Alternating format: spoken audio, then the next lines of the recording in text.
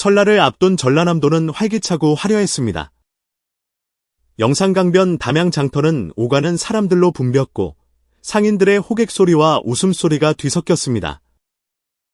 배와 사과, 전통 과자 등 설맞이 물건을 가득 실은 차들이 쉴 새 없이 도착했습니다. 골목길은 붉은 장식과 고운 비단 등롱으로 화사하게 물들었습니다.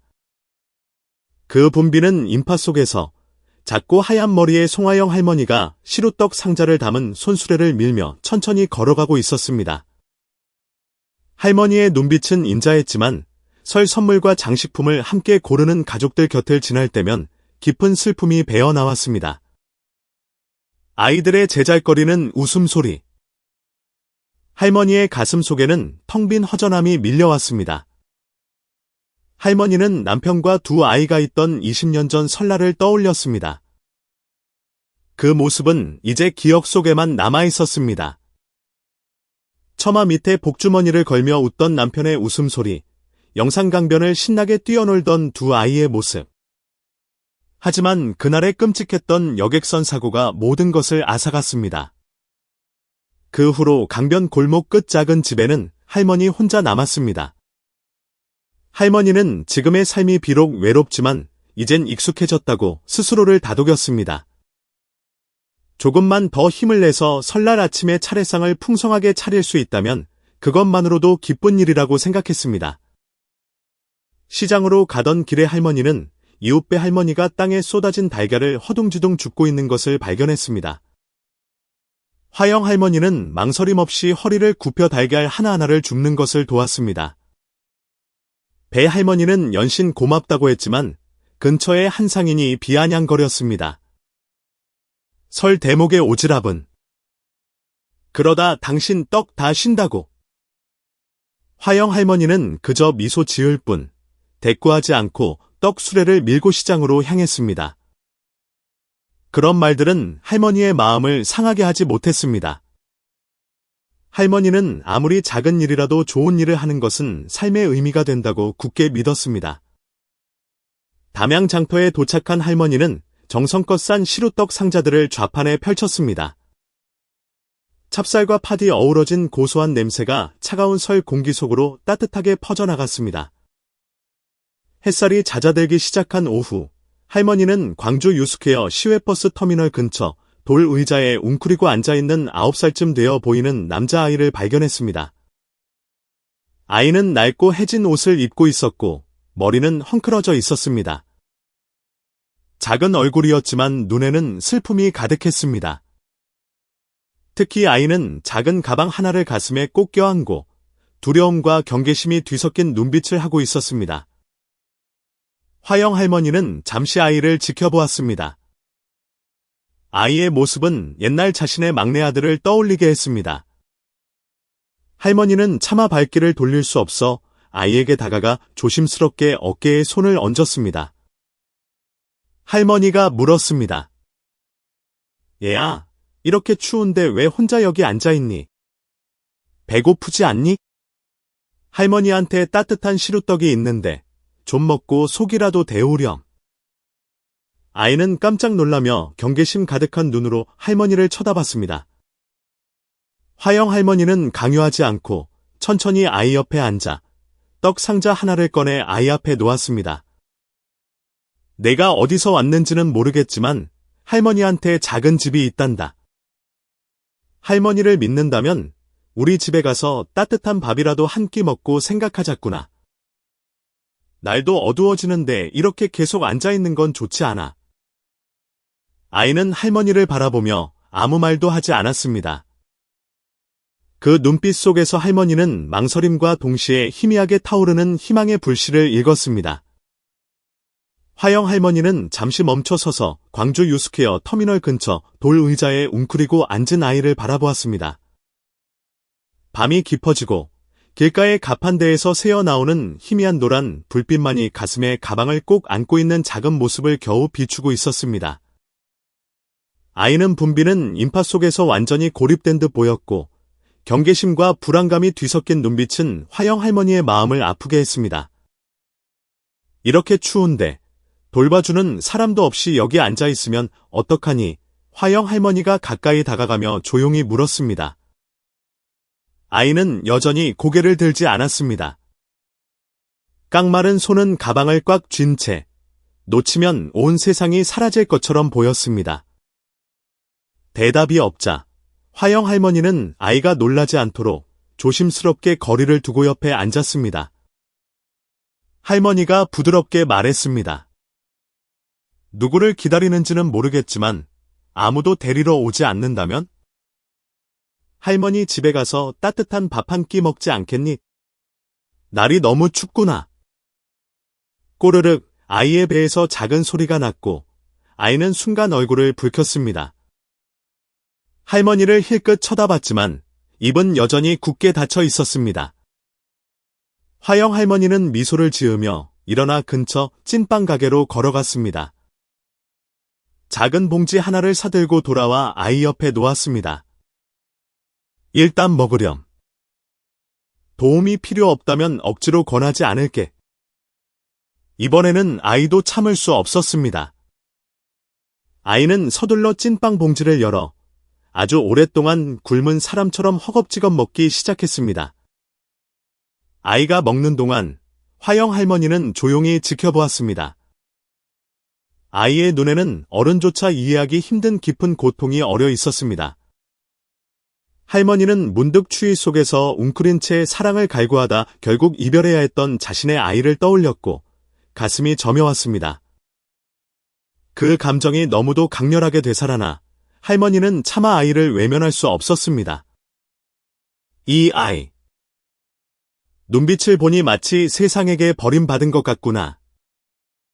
내가 아무것도 하지 않는다면 이 아이가 오늘 밤을 무사히 넘길 수 있을까? 찐빵을 다 먹은 아이가 쉰 목소리로 작게 말했습니다. 제 이름은 윤지안이에요. 하지만 아무것도 묻지 마세요.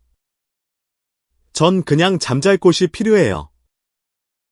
화영 할머니는 조용히 고개를 끄덕였습니다.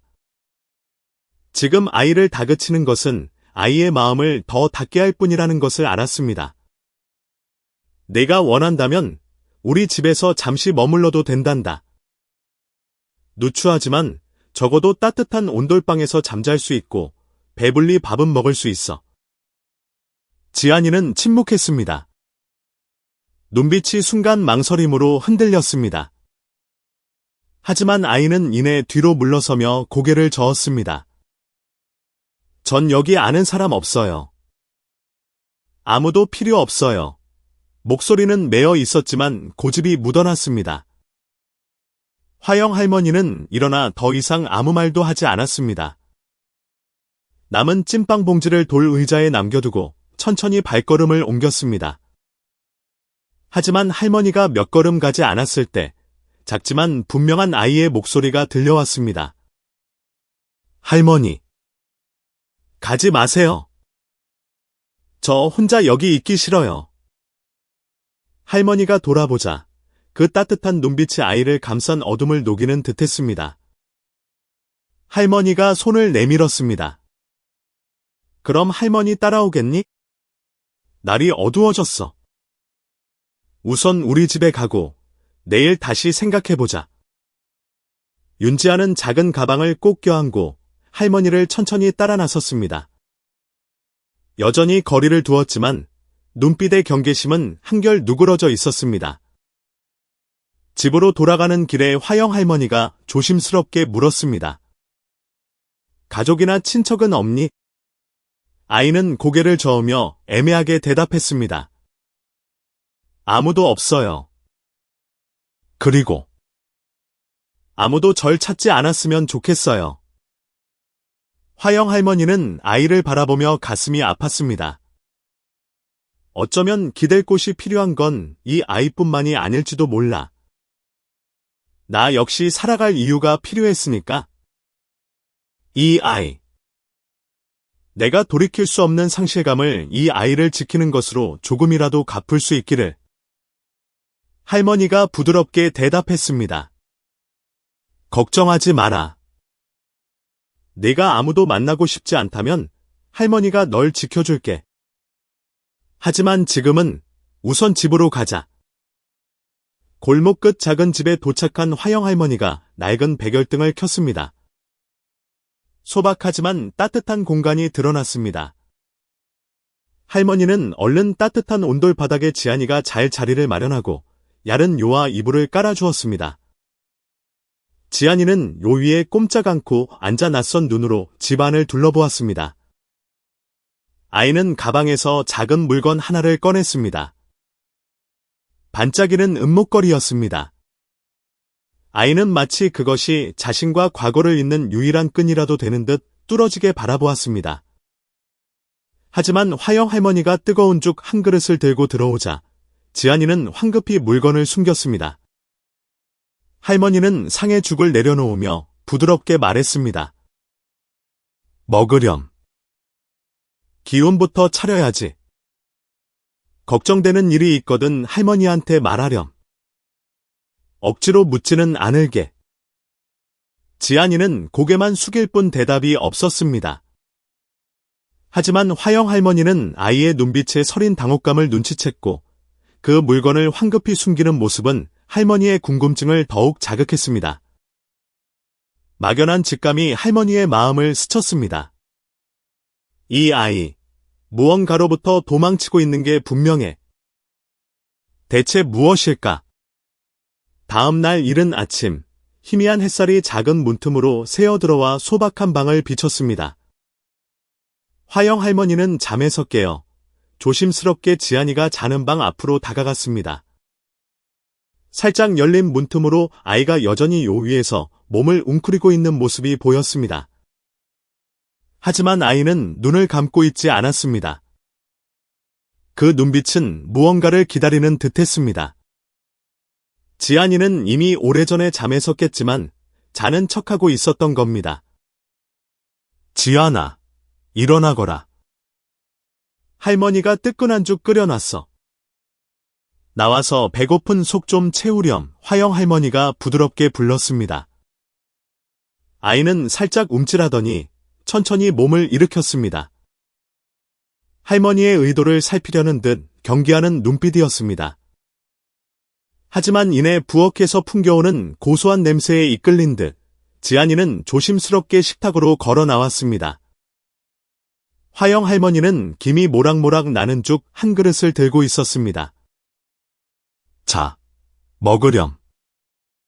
할머니 집이 가난해서 맛있는 건 없지만 일단 배가 든든해야 다른 생각도 할 수 있는 거란다. 화영 할머니가 미소를 지으며 지안이 앞에 죽 그릇을 놓아주었습니다. 아이는 한참 동안 죽 그릇을 바라보다가 이윽고 작은 손으로 수저를 떨며 집어 들었습니다. 아이는 천천히 한 숟가락씩 죽을 떠먹으면서도 할머니가 정말 믿을 만한 사람인지 가늠하려는 듯 할머니에게서 눈을 떼지 않았습니다. 화영 할머니는 아무 말 없이 그저 아이를 바라볼 뿐이었습니다. 하지만 그 눈빛은 지안이가 지금껏 한 번도 느껴보지 못한 따뜻한 위로와 보살핌을 전하는 듯했습니다. 아침 식사가 끝나고 지안이는 요 가장자리에 조용히 앉아 작은 집안을 호기심 어린 눈으로 둘러보았습니다. 낡은 나무 식탁 하나, 선반 위에 놓인 전등 하나, 그리고 벽에 단정하게 걸린 옷 몇 벌이 전부인 소박한 고지였습니다. 아이는 마치 이 모든 것이 금방이라도 사라질까 두렵다는 듯 조심스러운 눈빛으로 모든 것을 바라보았습니다. 지안아, 괜찮으면 할머니랑 같이 청소 좀 할까? 집은 작아도 설날인데 깨끗해야 보기 좋지 않겠니? 화영 할머니가 말하며 걸레 하나를 상 위에 올려놓았습니다. 지안이는 할머니를 바라보며 망설였습니다. 눈빛에 뜻밖이라는 표정이 스쳤습니다. 잠시 망설이던 아이는 조용히 걸레를 집어 들었습니다. 청소 어떻게 하는지 몰라요. 아이가 작게 말했습니다. 화영 할머니는 미소 지으며 다가가 아이의 손을 부드럽게 잡고 가르쳐 주었습니다. 괜찮아. 할머니가 알려줄게. 지안이는 할머니를 바라보며 한결 부드러워진 눈빛으로 집안 구석구석을 조심스럽게 닦기 시작했습니다. 아이가 문턱을 낑낑대며 닦는 모습을 지켜보며 화영 할머니는 속으로 생각했습니다. 이 아이. 그저 마음을 놓을 수 있는 작은 사랑이 필요했던 게 아닐까? 아이는 아주 꼼꼼하게 청소를 했지만 이따금 하던 일을 멈추고 현관문 쪽을 바라보았습니다. 화영 할머니는 그 모습을 눈치챘지만 묻지 않았습니다. 대신 조용히 지켜볼 뿐이었습니다. 오전 나절이 지날 무렵 화영 할머니가 작은 보따리 하나를 들고 왔습니다. 안에는 낡았지만 깨끗하게 개켜진 아이 옷 몇 벌이 들어 있었습니다. 지안아, 이 옷들 한번 입어보렴. 옛날에 우리 아들이 입던 옷인데 너한테도 대충 맞을 게다. 사양 말고 입어. 지안이는 옷 한 벌을 집어들어 한참을 바라보았습니다. 옷은 낡았지만 깨끗하게 세탁된 묵은 천에서 나는 은은한 향기가 났습니다. 아이가 작게 말했습니다. 저 이렇게 옷 받아본 적 없어요. 항상 다른 사람이 입던 낡은 옷만 입었어요. 지안이의 말에 화영 할머니는 가슴이 먹먹해졌지만 애써 미소를 지으며 아이의 머리를 쓰다듬었습니다. 입어보렴. 넌 이제 가족이나 마찬가지인데 뭘 사양하니? 오후가 되어 화영 할머니가 낡은 나무 의자를 낑낑대며 고치고 있을 때 지안이가 망설이며 다가왔습니다. 아이는 할머니를 보더니 불쑥 말했습니다. 할머니, 제가 도울게요. 화영 할머니가 고개를 들었습니다. 놀라움과 기쁨이 교차하는 눈빛이었습니다. 정말이냐? 무거울 텐데. 지안이는 고개를 끄덕이고는 천천히 하지만 애써 나무 조각을 골라냈습니다. 화영 할머니는 그런 아이를 바라보며 따뜻한 감정이 차오르는 것을 느꼈습니다. 이 녀석, 아무리 힘들어도 남을 생각할 줄 아는구나.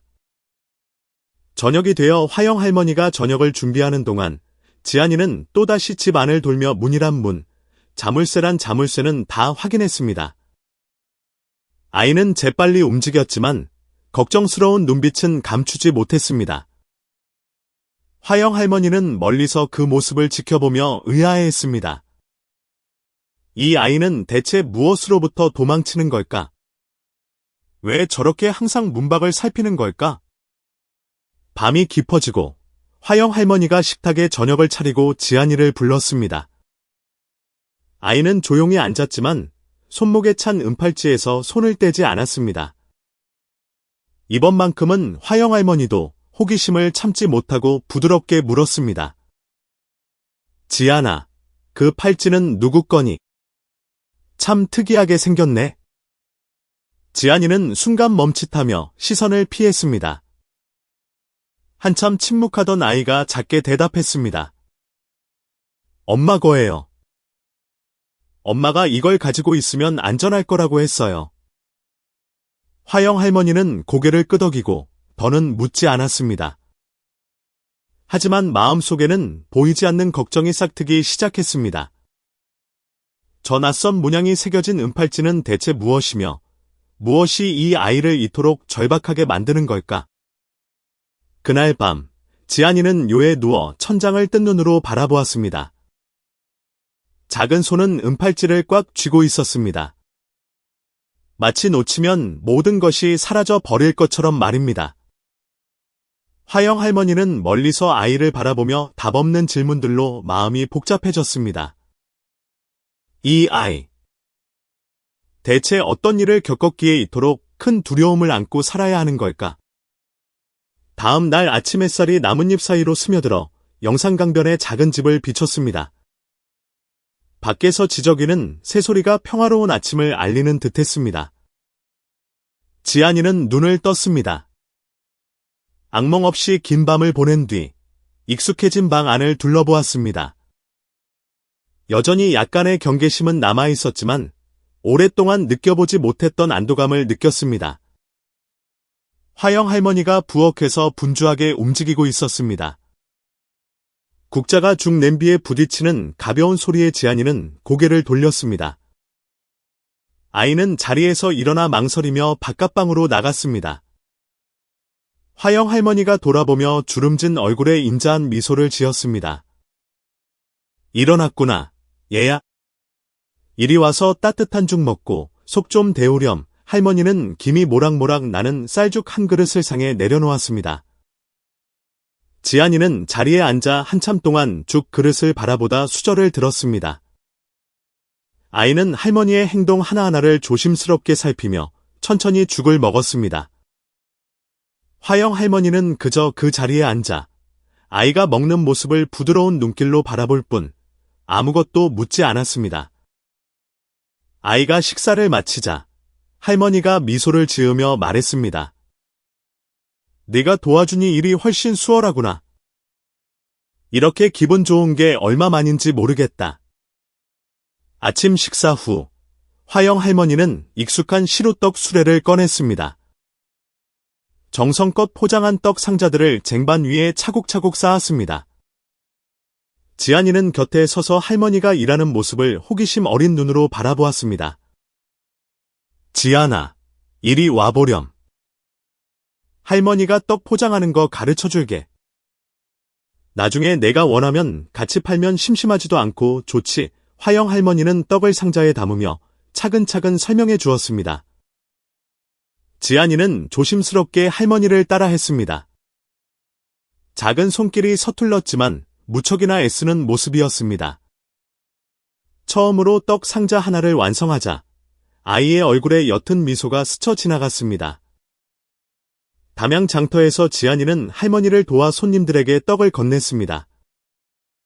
몇몇 단골 손님들이 호기심 어린 눈으로 아이를 쳐다보았습니다. 근처에서 음료를 파는 아주머니가 칭찬했습니다. 아이고, 똘똘하게 생겼네. 할머니 일도 돕고. 할머니가 복덩이를 만났네요.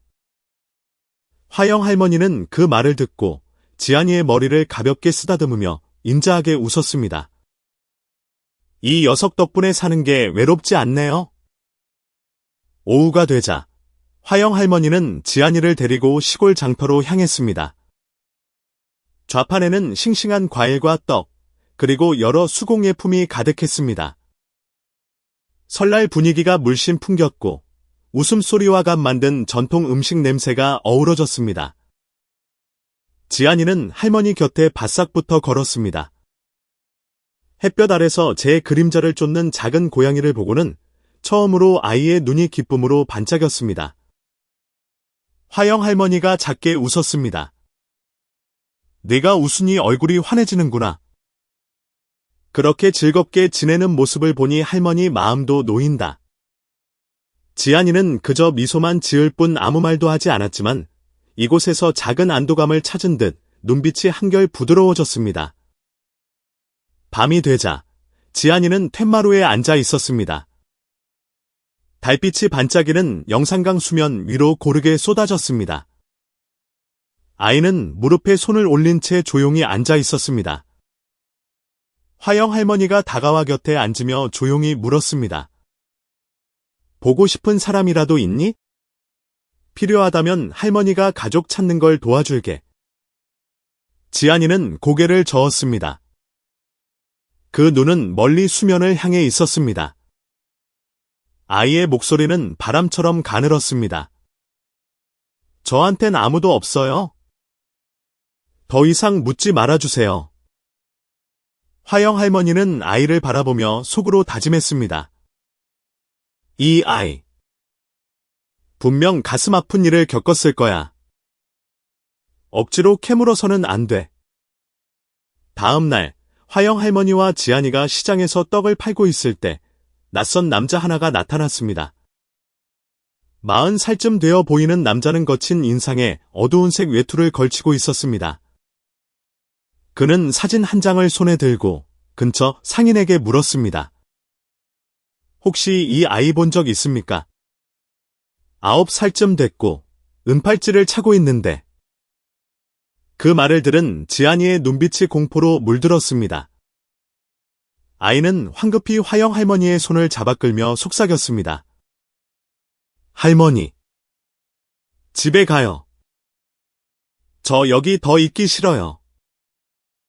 화영 할머니는 아이의 겁에 질린 눈을 보았습니다. 할머니는 더 묻지 않고 서둘러 좌판을 정리한 뒤 지안이와 함께 시장을 떠났습니다. 집에 도착하자마자 지안이는 문을 걸어 잠그고는 바닥에 주저앉았습니다. 눈에는 여전히 두려움이 가득했습니다. 화영 할머니가 아이 곁에 앉아 어깨에 손을 얹고 부드럽게 물었습니다. 무슨 일이니, 지안아? 할머니한테 말해줘. 할머니가 널 지켜줄게. 지안이는 대답 없이 고개를 숙인 채 중얼거렸습니다. 그 사람들이 여기까지 찾아올 거예요. 할머니. 화영 할머니는 아이를 끌어안았습니다. 마음은 답 없는 질문들로 무거워졌습니다. 그 사람들은 누구일까? 그리고 이 아이는 대체 무엇을 숨기고 있는 걸까? 이른 아침, 첫 햇살이 막 나뭇잎 사이를 비집고 들어올 무렵, 화영 할머니는 벌써 익숙한 시루떡 수레를 준비해 두었습니다. 지안이가 곁에 서서 작은 손으로 떡 상자를 가지런히 정돈하는 것을 도왔습니다. 아이는 일에 집중하고 있었지만 잠 못 이룬 밤의 피곤함이 눈가에 어려 있었습니다. 시장은 여느 때처럼 활기찼습니다. 하지만 화영 할머니는 사람들의 따가운 시선을 느끼기 시작했습니다. 몇몇 주민들이 수군거렸습니다. 그 목소리는 작았지만 내용은 분명히 들려왔습니다. 저 할머니, 길 잃은 애를 주워다 키운다며. 무슨 꿍꿍이 속인지 모르겠네. 전혀 모르는 애잖아. 여기 애도 아닌 것 같은데. 무슨 골칫거리라도 만드는 거 아냐. 떡을 파는 동안 마을에서 남의 일에 참견하기로 유명한 곳이 아주머니가 다가와 지안이를 노골적으로 훑어보았습니다. 그녀가 의심 가득한 목소리로 말했습니다. 화영 언니, 이 꼬마는 어디서 데려왔어? 이 동네 사람도 아닌데 함부로 낯선 애 데리고 있다가 큰일 나는 거 아냐? 화영 할머니가 조용히 고개를 들었습니다. 눈빛은 침착했습니다. 갈 곳 없는 아이라 딱해서 거두었을 뿐이요. 하지만 아주머니는 물러서지 않았습니다. 거둬도 자초지종은 알아야지. 나중에 가족이 나타나서 언니가 감췄다고 하면 어쩌려고 그래. 나이도 있는데 조심해서 나쁠 거 없잖아. 지안이는 곁에 조용히 서 있었습니다. 그 말을 듣고 작은 어깨가 파르르 떨렸습니다. 아이는 감히 고개를 들지 못하고 바닥만 쳐다보았습니다. 집에 돌아온 지안이는 이전처럼 활발하지 않았습니다. 아이는 조용히 방구석으로 들어가 혼자 앉아 있었고, 더는 먼저 나서서 할머니의 일을 돕지 않았습니다. 저녁 식사 시간이 되자 아이는 겸상을 거부하고 작은 구석에 앉아 조용히 밥을 먹었습니다. 화영 할머니는 아이를 바라보며 무거운 마음으로 물었습니다.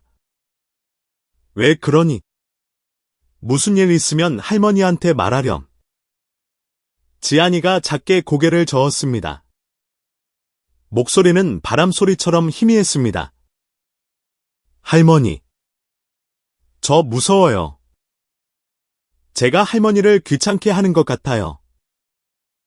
화영 할머니는 부드럽게 미소 지었지만 마음 한편이 아려왔습니다. 할머니는 밥그릇을 내려놓고 아이 곁으로 다가가 조용히 말했습니다. 내가 귀찮기는 왜 귀찮아? 할머니는 널 내 손주처럼 생각한단다. 다른 사람들 하는 말 신경 쓰지 마. 진심 어린 위로의 말이었지만 화영 할머니는 그 험담들이 지안이가 겨우 쌓아 올린 신뢰의 작은 균열을 만들었다는 것을 알았습니다. 그날 오후 배 할머니가 화영 할머니의 집에 들렀습니다. 오랜 이웃인 배 할머니는 종종 찾아와 세상 돌아가는 이야기를 나누곤 했습니다. 한참 안부를 묻던 배 할머니가 갑자기 목소리를 낮췄습니다. 화영 언니. 내가 이 말하는 건 그냥 조심하라고 언니 생각해서 하는 말이야. 언니가 저 애를 아끼는 건 알지만 아무래도 뭔가 좀 이상해. 화영 할머니가 미간을 찌푸리며 되물었습니다. 이상하다니, 그게 무슨 말이야? 배 할머니가 지금은 아이의 잠자리 근처 못에 걸려있는 은팔찌를 조용히 가리켰습니다. 저 팔찌 말이야. 내가 얼핏 봤는데 문양이 새겨져 있더라고. 언니도 알다시피 우리 동네에서 누가 저런 걸 써. 저거 광주에 있는 큰 부잣집 가문의 상징이야. 그 말을 들은 화영 할머니는 순간 얼어붙었지만 이내 담담하게 대답했습니다. 그 애가 누구든 나는 아무도 그 애를 해치게 두지 않을 거요. 그럼에도 배 할머니의 말은 화영 할머니의 마음에 작지 않은 의구심을 심어주었습니다. 밤이 되자 지안이는 창가에 앉아 영산강변을 말없이 바라보았습니다. 유유히 흐르는 강물은 마치 아득한 기억을 실어 나르는 듯했습니다. 화영 할머니가 다가와 아이 곁에 앉아 부드러운 목소리로 물었습니다. 보고 싶은 사람 있니? 필요하면 할머니가 가족 찾는 거 도와줄게. 지안이가 고개를 돌렸습니다. 아이의 눈에는 눈물이 고여 있었습니다. 아이는 목이 맨 듯 작게 말했습니다. 기억하고 싶지 않아요. 기억하면 더 무서워져요. 작은 어깨가 떨리는 것을 보며 화영 할머니는 가슴이 미어졌습니다. 할머니는 아이를 조용히 품에 안았습니다. 더 이상 아무 말도 하지 않았습니다. 그 포옹은 무슨 일이 있어도 아이를 지켜주겠다는 무언의 약속과도 같았습니다. 지안이가 잠든 후 화영 할머니는 잠자리 근처에 걸린 은팔찌를 보게 되었습니다. 할머니는 팔찌를 집어 들었습니다. 그 위에 새겨진 낯선 문양을 확인했습니다. 정교하게 조각된 작은 봉황 모양, 그리고 알아볼 수 없는 흘림체 글씨였습니다. 문득 할머니는 광주 큰 시장에서 들었던 이야기들이 떠올랐습니다. 이건 광주에서 큰 방직 공장을 한다는 장태준 회장 댁의 문양인데 그 집안 사람들만 가질 수 있는 거라고 했어. 할머니는 팔찌를 내려놓았습니다. 마음속에 수많은 질문이 피어올랐습니다. 이 아이는 대체 누구일까? 그리고 왜 이렇게 귀한 물건을 지니고 있는 걸까? 깊은 밤, 고요한 어둠 속에서 화영 할머니는 배 할머니의 경고를 떠올렸습니다. 그런 아이들은 조심하지 않으면 자기도 모르게 험한 일에 휩쓸리게 마련이라고. 밖에서는 바람이 거세게 불어 문틈이 삐걱거렸습니다.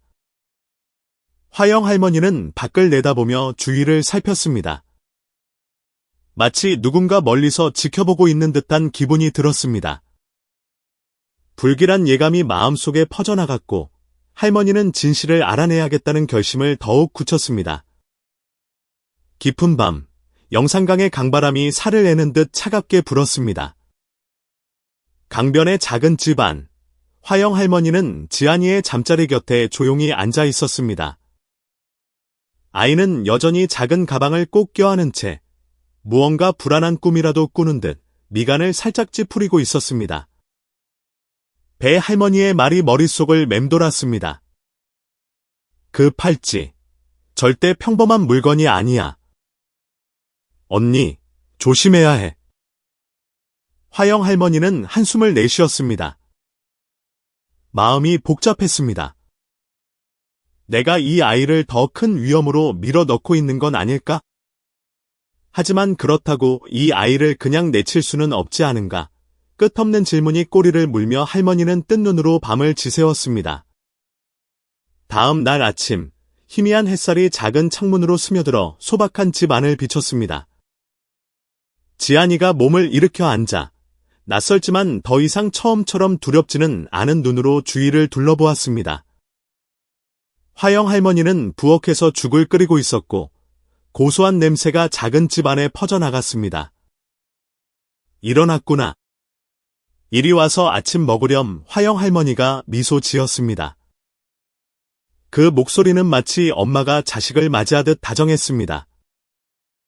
지안이는 다가왔지만 자리에 앉으면서도 살짝 거리를 두었습니다. 아이가 불쑥 물었습니다. 할머니, 만약에 어떤 사람들이 저랑 같이 살기 싫어하면 저 그냥 여기서 할머니랑 계속 살아도 돼? 그 질문에 화영 할머니는 순간 동작을 멈췄습니다. 할머니는 불안감에 휩싸인 아이를 바라보았습니다. 할머니는 애써 부드러운 목소리를 유지했습니다. 걱정하지 마라. 네가 돌아가고 싶지 않다면 억지로 보내지 않을게. 하지만 할머니가 널 도울 수 있게 그동안 무슨 일이 있었는지 말해줘야 한단다. 지안이는 망설였습니다. 눈빛이 흔들렸지만 이내 천천히 고개를 끄덕였습니다. 강가에서 불어오는 잔잔한 바람 소리를 배경으로 지안이는 자신의 이야기를 시작했습니다. 기억은 흩어져 있었고 이야기는 자꾸만 끊겼습니다. 아이는 때때로 말을 멈추고 계속 이야기해도 될지 망설이는 듯했습니다. 우리 집 아주 커요. 방도 엄청 많고요. 하지만 언제나 추웠어요. 지안이는 화영 할머니를 올려다보았습니다. 아이의 눈은 마치 슬픈 기억 속으로 깊이 빠져드는 듯했습니다. 엄마는 일찍 돌아가셨어요. 아빠는 항상 멀리가 계셨고요. 집에는 저하고 작은아버지만 있었어요. 화영 할머니는 아무 말도 할 수 없었습니다. 할머니는 지안이가 더 놀라지 않도록 애써 평정을 유지하며 물었습니다. 그 작은아버지가 너한테 무슨 짓을 했니? 지안이는 고개를 숙였습니다. 목소리는 바람처럼 가늘었습니다. 그 사람이 절 자꾸 협박했어요. 제가 가족 재산을 지키는 열쇠래요. 어디에도 가면 안 된대요. 만약 자기 말을 안 들으면 죽어서도 돌아올 곳이 없게 만들 거래요. 지안이의 눈에 공포가 어렸고 아이는 과거를 회상하기 시작했습니다. 어둡고 음침한 방, 큰 창가에 서 있던 키 크고 차가운 눈빛의 작은아버지, 장광민의 모습이 희미하게 떠올랐습니다. 그는 두꺼운 서류 뭉치를 들고 있었습니다. 낮지만 위협적인 목소리가 울려 퍼졌습니다. 네가 여기 서명하지 않으면 나를 원망하지 마라. 내가 말했지. 내 것이 아닌 건 전부 사라지게 만들 거라고. 너까지도.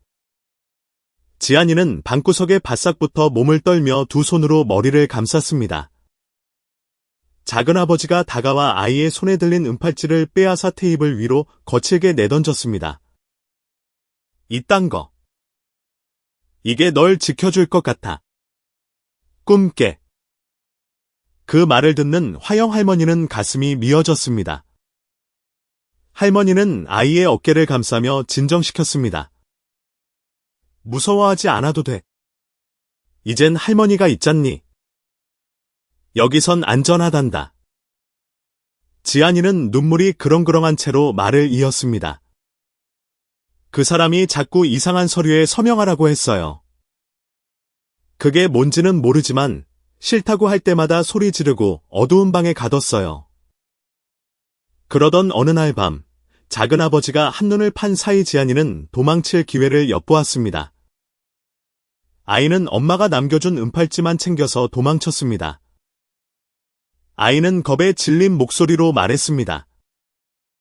엄마가 이걸 가지고 있으면 안전할 거라고 했어요. 하지만 작은아버지는 이걸 가지고 나가면 사람들이 절 찾아낼 거라고 했어요. 화영 할머니는 지안이를 꼭 안았습니다. 마음이 무겁게 가라앉았습니다. 이 어린아이가 감당하기에는 너무나 벅찬 일들이었습니다. 할머니는 아이의 목소리에 서린 공포를 느낄 수 있었습니다. 마치 과거의 망령이 아이의 걸음걸음을 뒤쫓고 있는 듯했습니다. 밤이 되어 지안이가 잠든 후 화영 할머니는 다시 아이의 잠자리 근처에 걸린 은팔찌를 바라보았습니다. 할머니는 팔찌를 집어 들었습니다. 그 위에 새겨진 낯선 문양. 작은 봉황과 흘림체 글씨. 할머니의 머릿속에 광주 큰 시장에서 들었던 이야기들이 스쳐 지나갔습니다. 이 문양은 분명 큰 방직 공장을 운영하는 장태준 회장 댁의 상징이었습니다. 하지만 어째서 지안이 같은 아이가 이런 물건을 가지고 있는 걸까? 정말 그 집안과 관련이 있는 걸까? 화영 할머니는 조용히 팔찌를 내려놓았지만 마음은 온통 번민으로 가득 찼습니다. 할머니는 다짐했습니다. 더 자세히 알아봐야겠어. 모든 것을 위험에 빠뜨릴 수는 없어. 이른 아침, 시장에 나갈 준비를 할 때 지안이가 갑자기 화영 할머니의 손을 붙잡고 속삭였습니다. 할머니, 만약에 작은아버지가 여기 오면? 저 잡아가게 두지 마세요. 지안이의 눈은 공포로 가득 차 있었습니다. 마치 작은아버지의 모습이 눈앞에 어른거리는 듯했습니다. 화영 할머니는 아이의 작은 손을 굳게 잡고 단호한 목소리로 대답했습니다.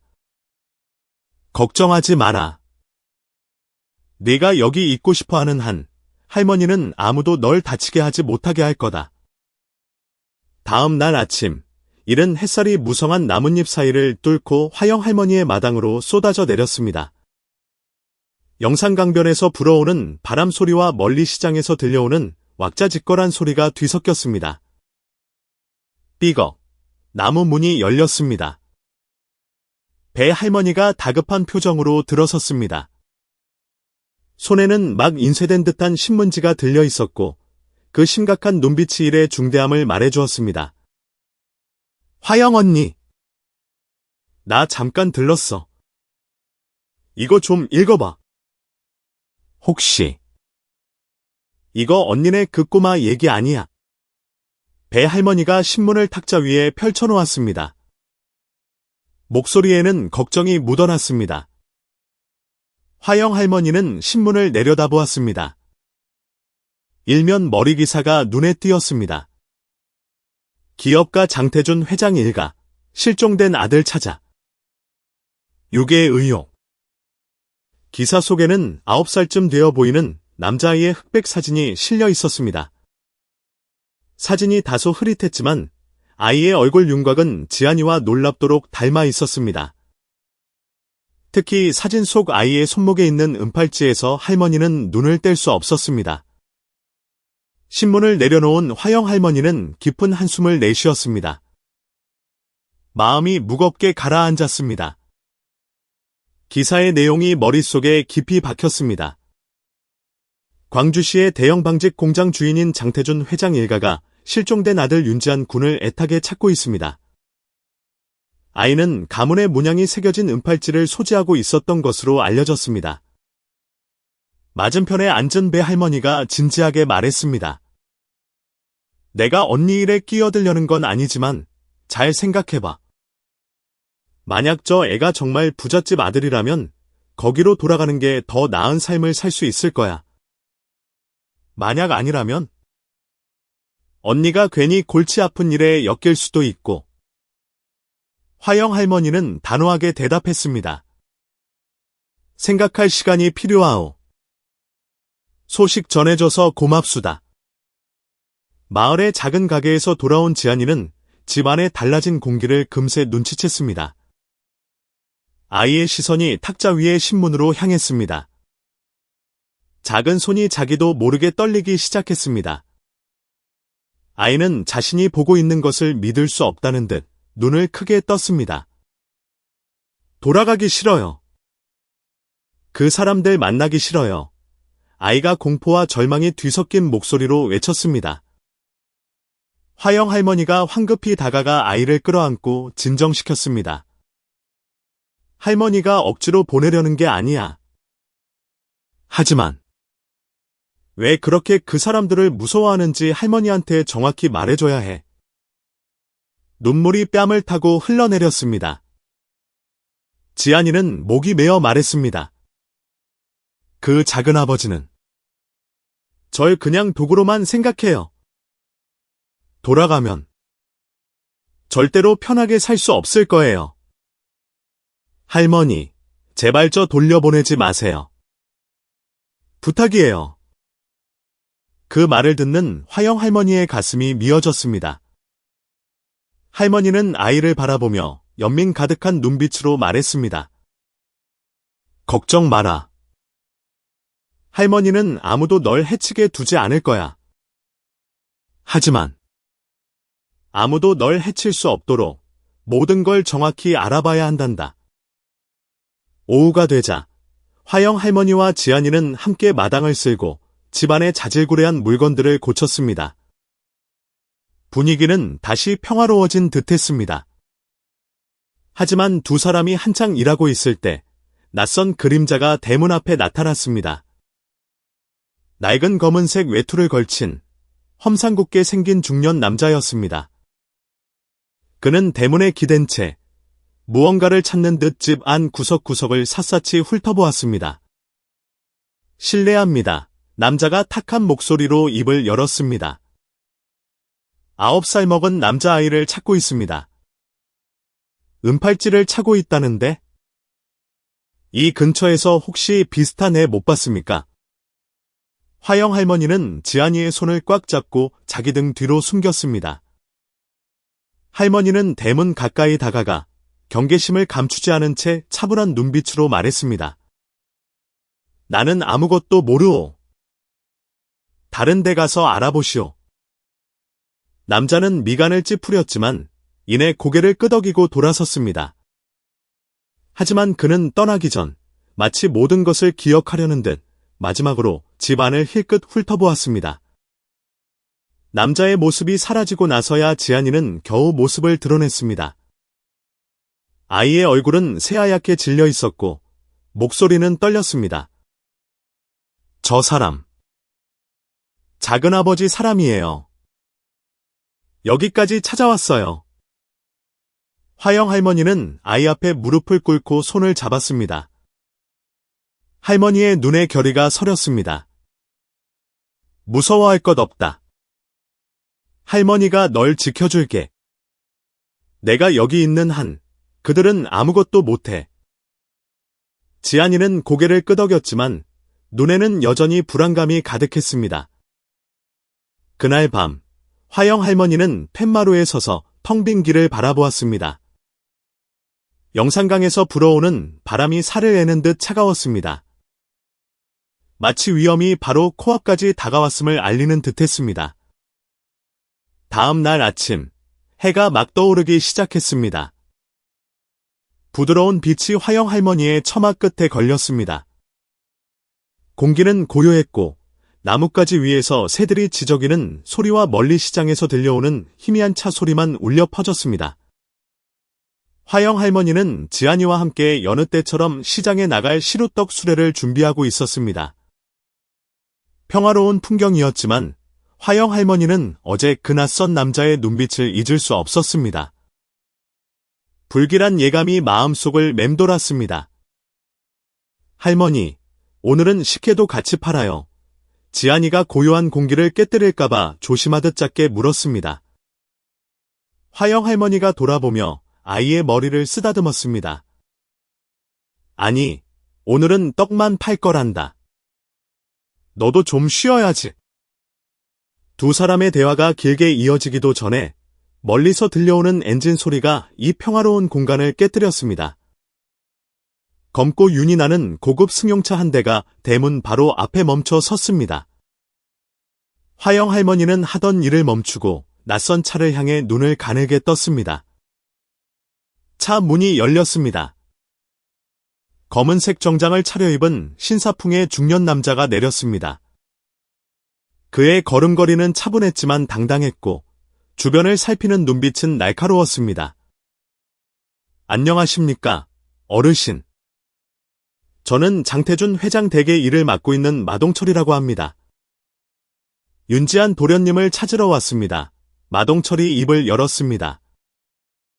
목소리는 낮고 부드러웠지만 단호함이 묻어났습니다. 화영 할머니가 대문 앞을 가로막고 서서 남자를 쏘아보듯 바라봤습니다. 지안이를 찾는 용건이 뭐예요? 아이는 나와 함께 있소. 할 말이 있으면 분명히 하시오.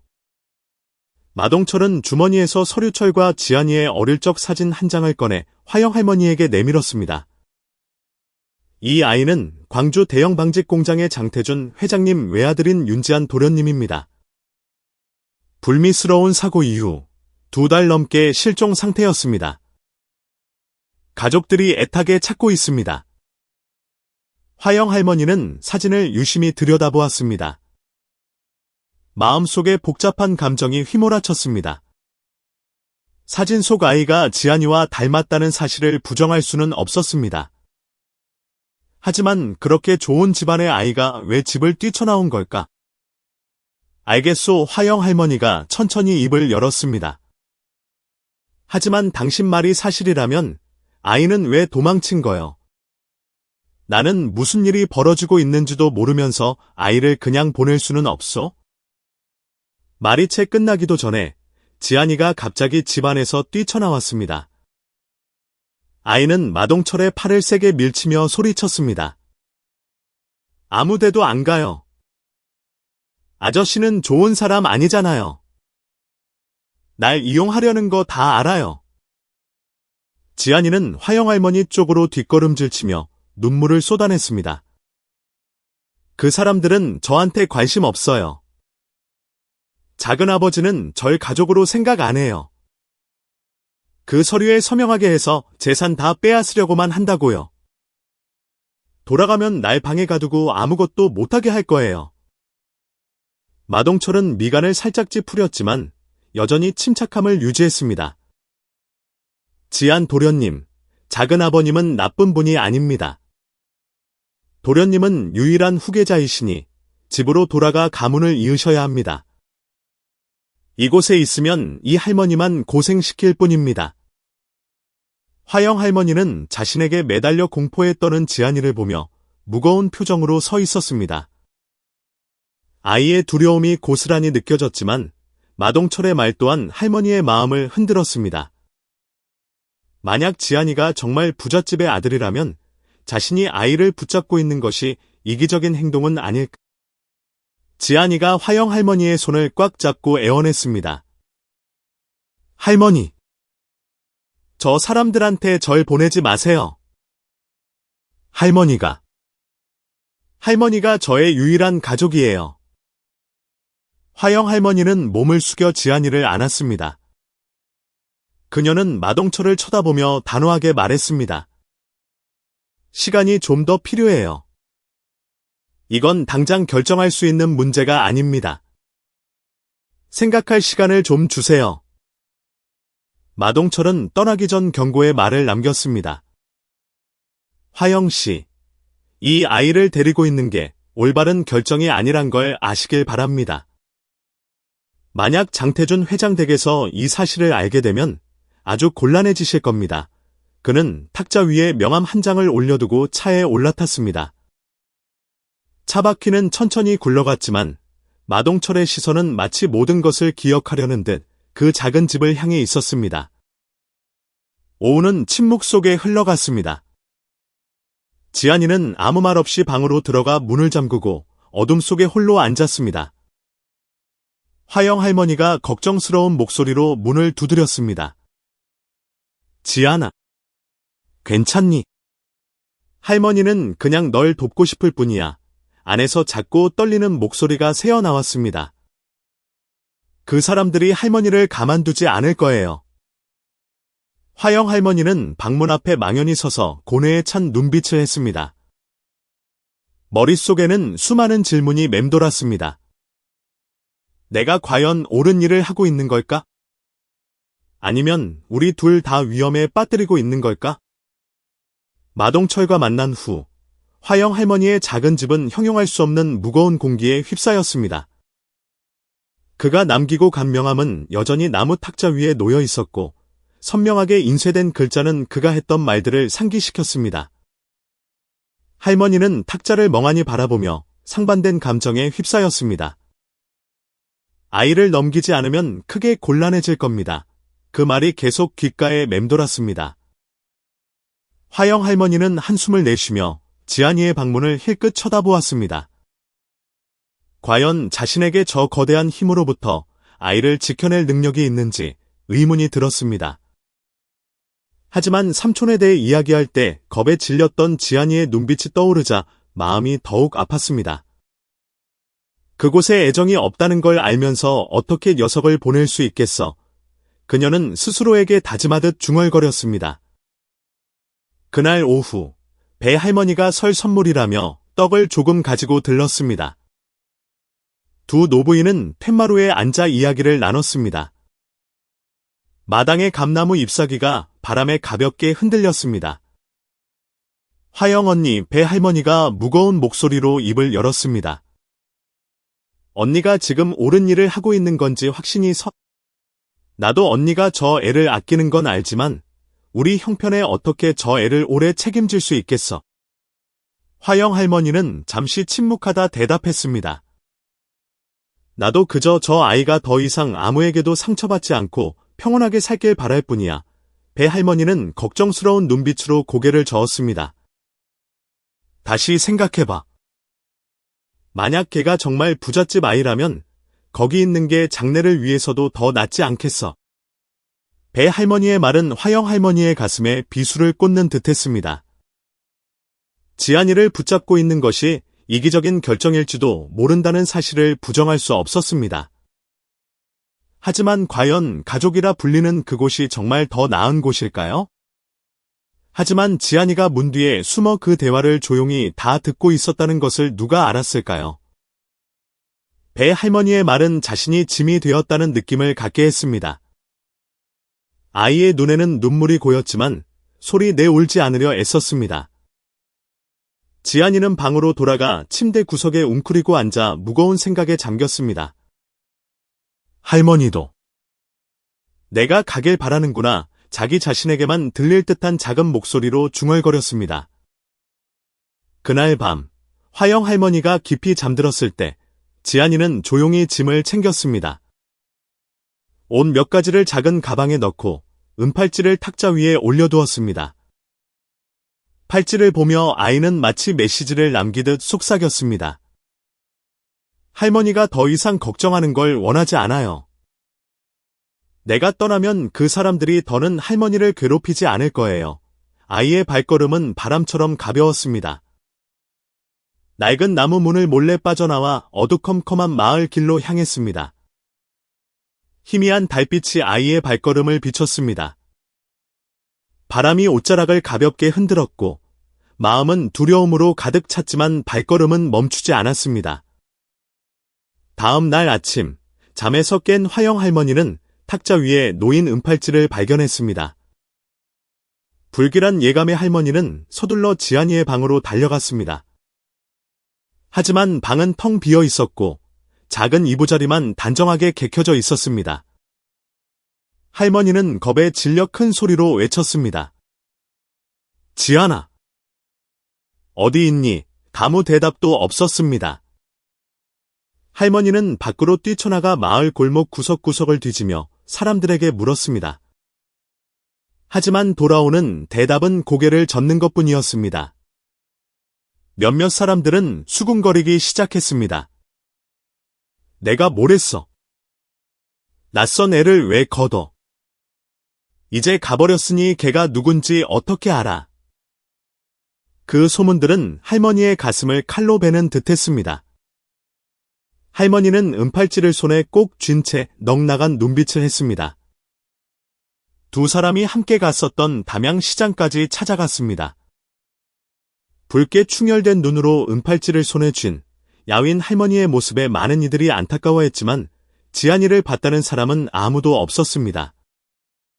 화영 할머니는 매일 수많은 낯선 이들이 오가는 광주 유스케어 터미널을 천천히 걸었습니다. 영산강에서 불어오는 바람은 차가웠고 물기를 머금은 바람의 옷이 축축해졌습니다. 발길이 닿는 곳마다 지안이에 대한 기억이 떠올랐습니다.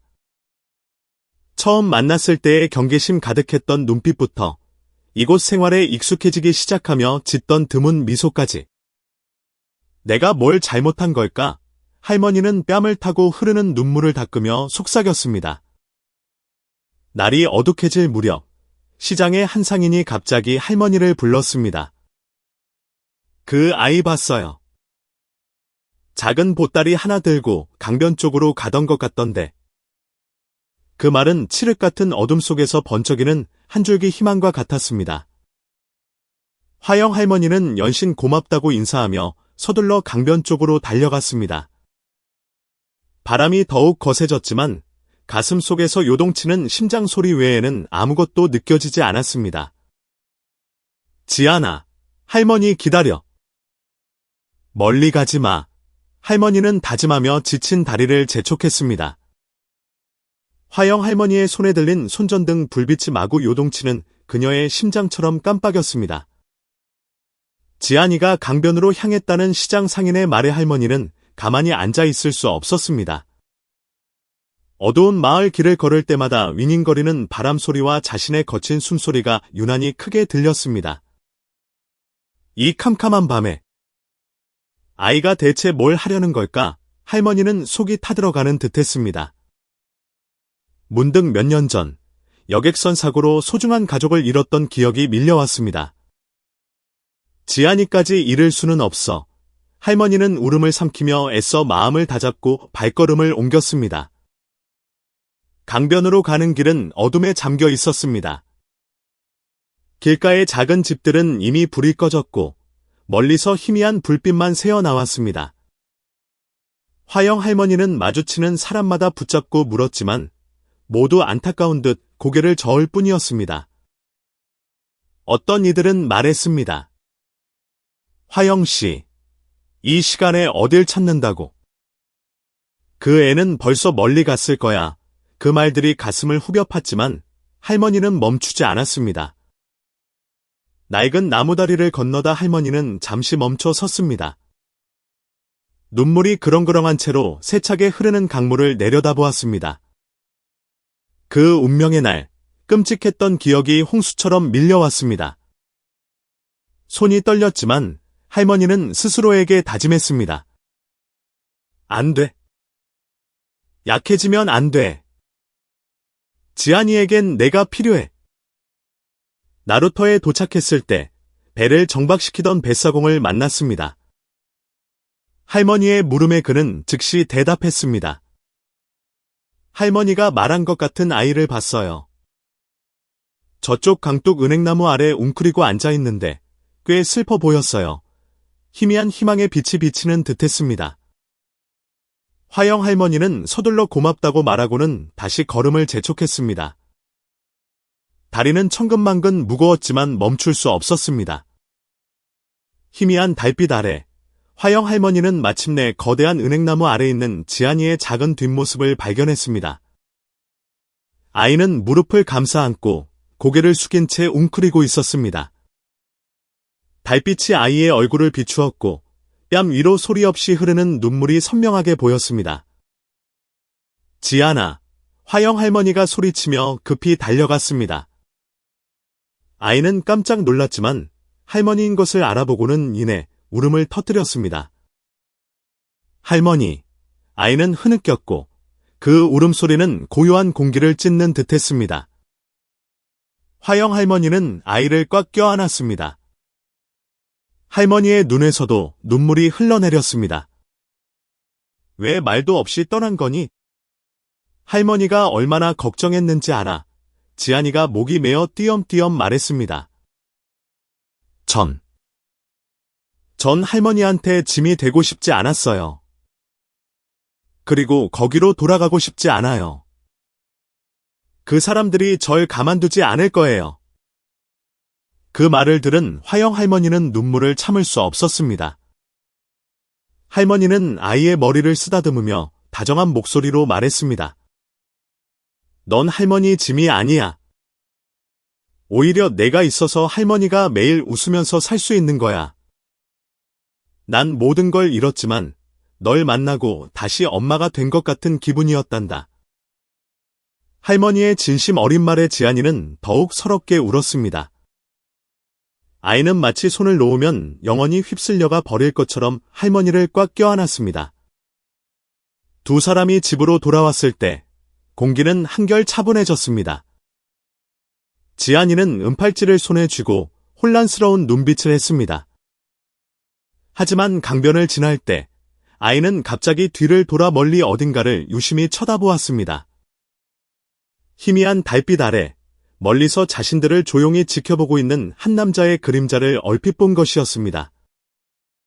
지안이의 심장이 쿵 내려앉으며 두려움이 밀려왔습니다. 아이는 화영 할머니의 손을 잡아 끌며 속삭였습니다. 할머니, 그 사람들 아직 포기 안 했어요. 절 데려가려고 할 거예요. 화영 할머니는 아이의 시선을 따라갔지만 정확히 누가 있는지는 보이지 않았습니다. 하지만 지안이의 말은 할머니의 마음에 경종을 울렸습니다. 할머니는 아이의 손을 꼭 잡으며 결연한 눈빛으로 말했습니다. 걱정하지 마, 지안아. 할머니가 말했지, 널 꼭 지켜주겠다고. 무슨 일이 있어도 말이야.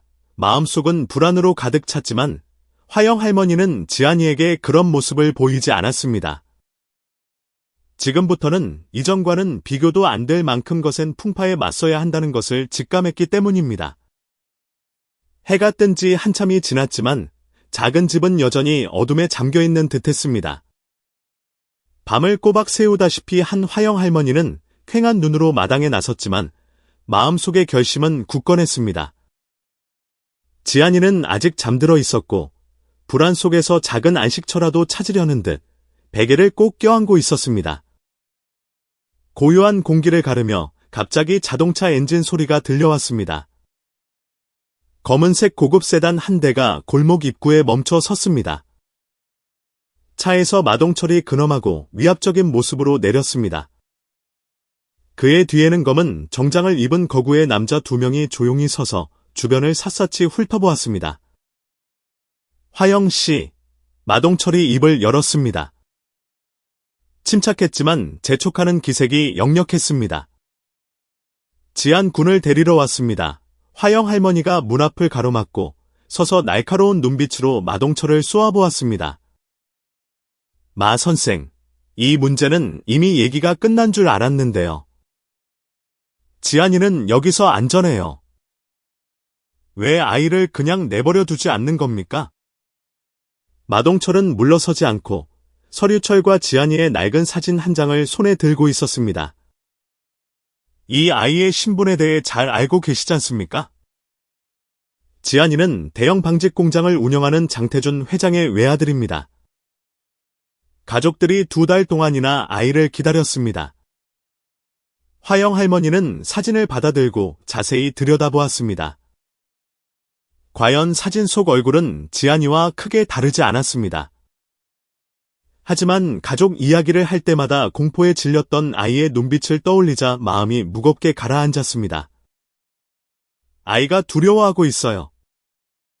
어째서 당연히 자신의 집이어야 할 곳에서 도망쳐야만 했죠. 화영 할머니가 낮지만 날카로운 목소리로 물었습니다. 집 안에서 지안이가 조용히 걸어 나왔습니다. 잔뜩 긴장한 얼굴에 눈가는 붉었지만 눈빛만은 단호했습니다. 아무데도 안 가요. 지안이가 소리쳤습니다. 그 목소리가 작은 마당을 가득 울렸습니다. 그 사람들은 절 이용하려는 것뿐이에요. 제 가족이 아니라고요. 전 그냥 도구일 뿐이에요. 마동철이 지친 눈빛으로 아이를 돌아보았습니다. 지안아, 내 삼촌은 나쁜 사람이 아니다. 그분이 하시는 일은 모두 가문의 재산을 지키기 위한 거란다. 넌 유일한 상속자야. 돌아가서 내 책임을 다해야 해. 그 말은 지안이를 더욱 분노하게 만들었습니다. 책임이요. 날 집에 가둬놓고 서류에 서명하라고 강요했잖아요. 그게 아저씨가 말하는 책임이에요. 화영 할머니는 지안이의 어깨에 손을 얹고 아이를 품으로 끌어당겼습니다. 부드러우면서도 단호한 목소리였습니다. 지안이는 누구의 짐도 아닙니다. 그리고 마 선생, 그 가족들이 정말 이 아이를 걱정한다면 왜 직접 와서 아이와 얘기하지 않죠? 왜 당신과 저런 사람들을 보낸 겁니까? 대치는 더욱 격렬해졌습니다. 화영 할머니의 단호함에 마동철은 결국 실토했습니다. 집안 사정이 꽤 복잡합니다. 아이의 삼촌인 장광민 씨가 모든 재산을 통제하려 하고 있습니다. 하지만 지안군의 서명 없이는 불가능한 일이죠. 이 고백은 지안이가 전에 했던 말들이 사실임을 화영 할머니에게 더욱 확신시켜 주었습니다. 그럼 지금 온갖 모략과 속임수가 판치는 곳으로 이 아이를 넘기라는 겁니까? 절대 그렇게 못합니다. 마동철은 잠시 조용히 서 있다가 더욱 심각한 표정으로 돌아섰습니다. 화영 씨, 잘 생각하시길 권합니다. 아이를 데려가는 것은 장 회장 댁뿐만 아니라 당신의 안전을 위해서이기도 합니다. 만약 계속 아이를 데리고 있으시다면 당신까지 큰일에 휘말리지 않으리란 보장이 없습니다. 큰일이? 지금 날 협박하는 겁니까? 화영 할머니가 흔들림 없는 눈으로 비웃었습니다. 돌아가서 그 가족들에게 전하세요. 정말 아이를 아낀다면 그걸 증명해 보이라고요. 그렇지 않으면 그 누구에게도 아이를 넘기지 않을 겁니다. 마동철은 떠나기 전 탁자 위에 명함을 한 장 더 남겼습니다. 일이 더 커지기 전에 제게 전화하시는 게 좋을 겁니다. 현명한 선택을 하시길 바라죠. 멀어져 가는 차를 바라보며 화영 할머니는 이름 모를 불안감이 밀려오는 것을 느꼈습니다. 하지만 뒤를 돌아 자신을 굳게 믿는 눈으로 서 있는 지안이를 보았을 때 할머니는 자신이 물러설 수 없음을 깨달았습니다. 그날 밤 화영 할머니가 집안을 정리하고 있을 때 지안이가 다가왔습니다. 아이가 속삭였습니다. 할머니, 그 사람들 포기하지 않을 거예요. 우린 이제 어떻게 해야 해요? 화영 할머니는 아이의 어깨에 손을 얹고 굳은 결의가 담긴 눈으로 말했습니다. 걱정하지 마. 할머니가 널 지켜줄게. 하지만 우리도 준비를 해야 해. 어쩌면 이젠 도움이 필요할 때가 된 것 같구나. 창밖에서 들어온 달빛이 탁자 위에 놓인 은팔찌 위에서 반짝였습니다. 화영 할머니는 그 익숙한 문양을 바라보며 무거운 생각에 잠겼습니다. 동이 트기 시작할 무렵 영산강 가의 작은 집은 문틈으로 새어드는 바람 소리만 들릴 뿐 다시 정적에 휩싸였습니다. 화영 할머니는 나무 탁자 앞에 앉아 지안이가 남겼던 은팔찌를 가볍게 만져보았습니다. 전등 불빛이 은표면 위에서 춤추며 그 위에 새겨진 작은 문양을 도드라지게 했습니다. 위험 있는 봉황의 모습이었습니다. 할머니는 혼잣말로 중얼거렸습니다. 이 문양. 어디선가 본 적이 있는데 젊었을 적 광주 최고의 부잣집에 대한 소문을 들었던 기억이 스쳐 지나갔습니다. 이 봉황 문양이 그 가문의 권력과 계승의 상징으로 여겨진다는 이야기였습니다. 희미한 불빛 아래 지안이는 여전히 겁에 질린 눈으로 화영 할머니 맞은편에 앉아 있었습니다. 아이는 은팔찌를 보더니 조용히 입을 열었습니다. 엄마가 이게 가장 소중한 거라고 하셨어요. 늘 몸에 지니고 계셨고 이게 절 지켜줄 거라고 하셨어요. 목소리는 떨렸지만 아이는 애써 말을 이었습니다. 엄마가 언젠가 이 팔찌를 가진 사람이 법적인 상속자가 될 거라고 하셨어요. 하지만 왜 엄마가 저보고 도망치라고 하셨는지, 이걸 목숨처럼 지키라고 하셨는지 이해가 안 돼요. 그 말을 들은 화영 할머니는 가슴이 미어지는 듯했습니다. 할머니는 지안이의 어깨를 가볍게 쓰다듬으며 다정한 목소리로 말했습니다. 무서워할 필요 없단다. 할머니가 여기 있으니 아무도 널 더 이상 해치지 못할 거야. 다음 날 아침, 화영 할머니는 마동철 씨를 집으로 부르기로 했습니다. 그가 나타났을 때 그의 얼굴은 여전히 침착했지만 책상 위에 단정히 놓인 은팔찌를 보고는 두 눈에 놀라움이 스쳤습니다. 무엇을 알고 싶으신 겁니까? 마씨가 조심스러운 목소리로 물었습니다. 화영 할머니는 그의 눈을 똑바로 바라보며 말했습니다. 마씨, 모든 진실을 알고 싶습니다. 이 팔찌는 무엇이죠? 그리고 왜 지안이가 그 댁의 표적이 된 겁니까? 잠시 침묵하던 마씨가 낮은 목소리로 대답했습니다. 이 팔찌는 장씨 가문의 징표입니다. 지안이는 유일한 장손이자 가문의 모든 재산을 상속받을 유일한 아이입니다. 아이의 삼촌인 장광민 씨가 그 재산을 통제하기 위해 온갖 방법을 찾고 있습니다. 하지만 지안이의 서명 없이는 그 어떤 것도 할 수 없습니다. 화영 할머니가 날카로운 눈빛으로 마씨를 바라보며 물었습니다. 모든 것이 그렇게 끔찍하다는 것을 알면서 왜 아이를 억지로 돌려보내려 한 겁니까? 마씨는 한숨을 내쉬며 고개를 숙였습니다. 저는 그저 명령에 따랐을 뿐입니다. 하지만 저 역시 광민 씨가 하는 일을 지지하지 않습니다. 그 아이가 이런 일을 겪어서는 안 됐습니다. 테이블 옆에 서 있던 지안이가 조용히 듣고 있었습니다. 아이는 앞으로 걸어 나오며 눈물이 그렁그렁한 눈으로 말했습니다. 엄마가 이 팔찌를 오랫동안 가지고 계셨어요.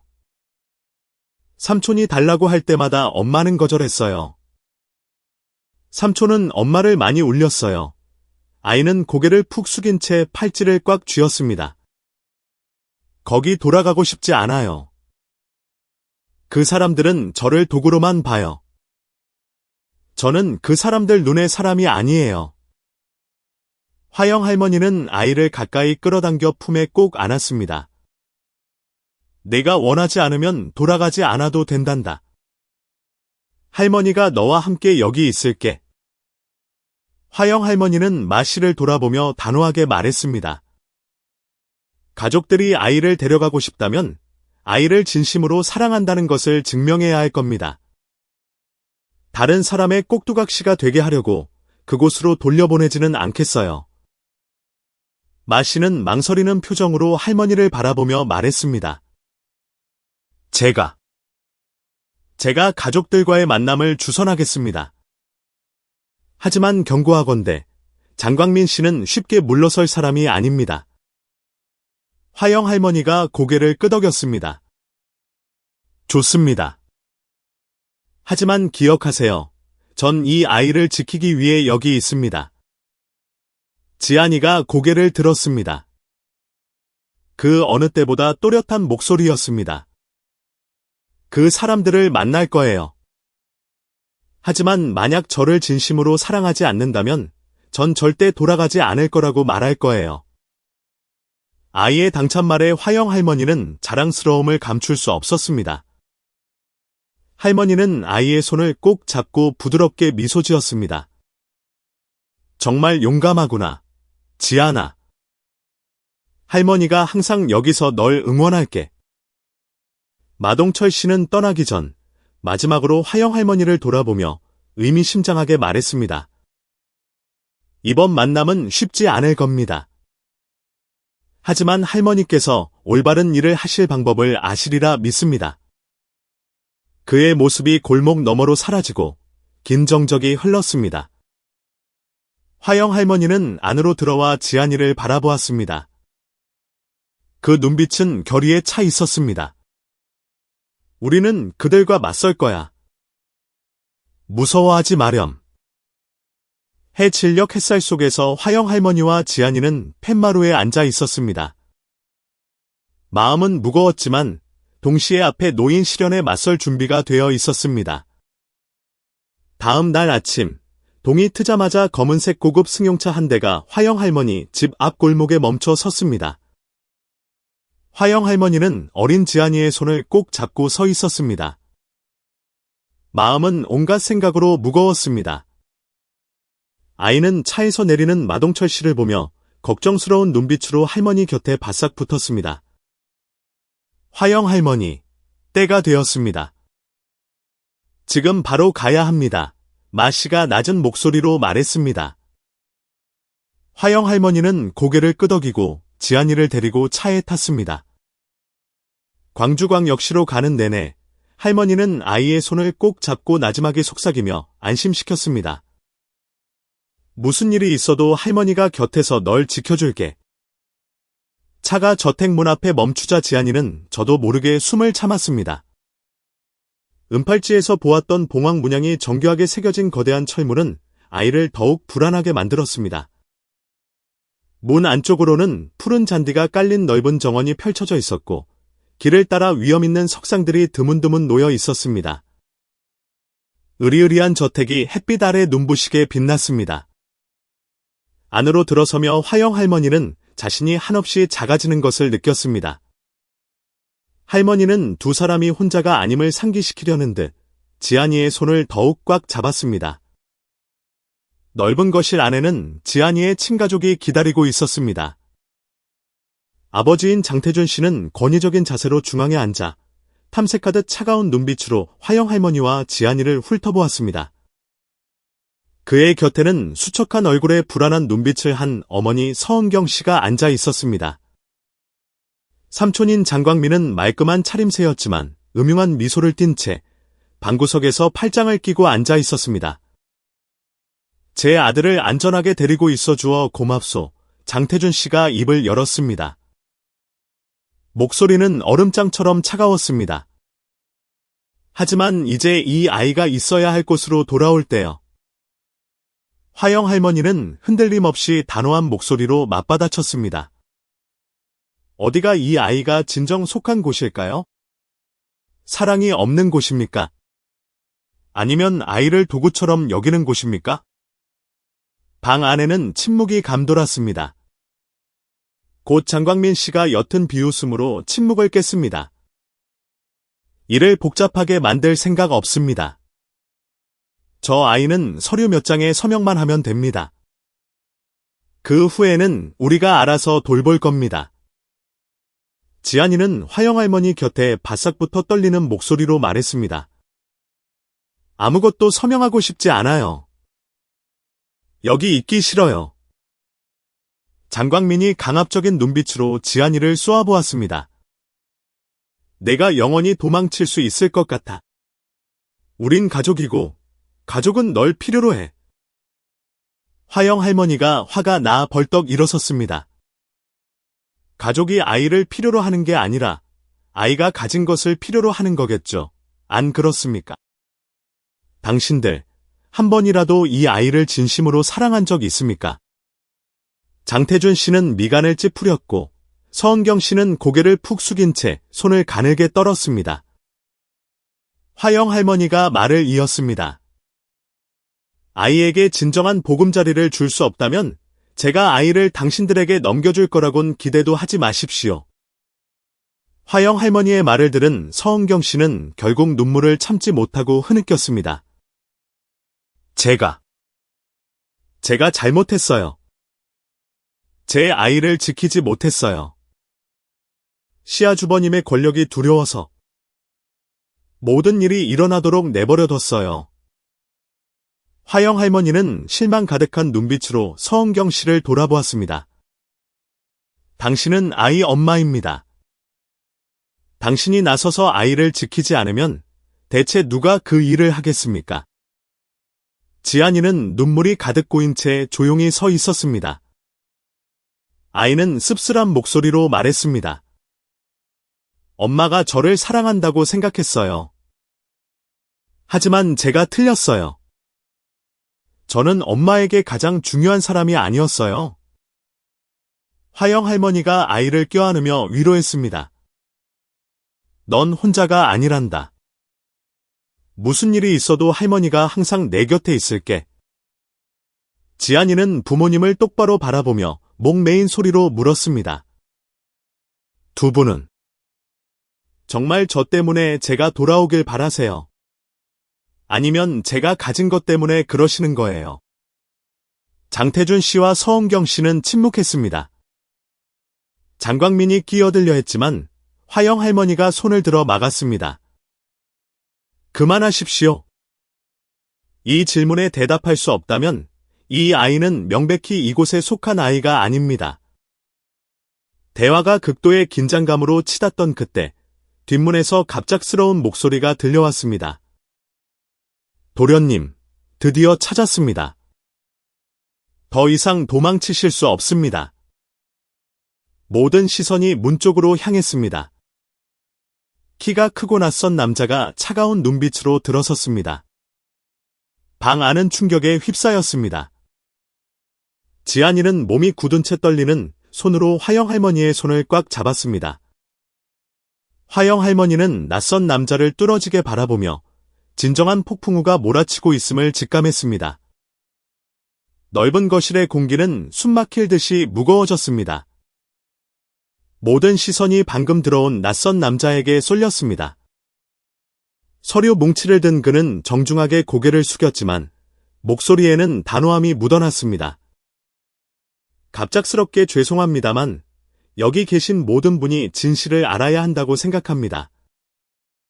낯선 남자는 자신을 표 씨라고 소개하며 한때 장광민 씨의 측근이었다고 밝혔습니다.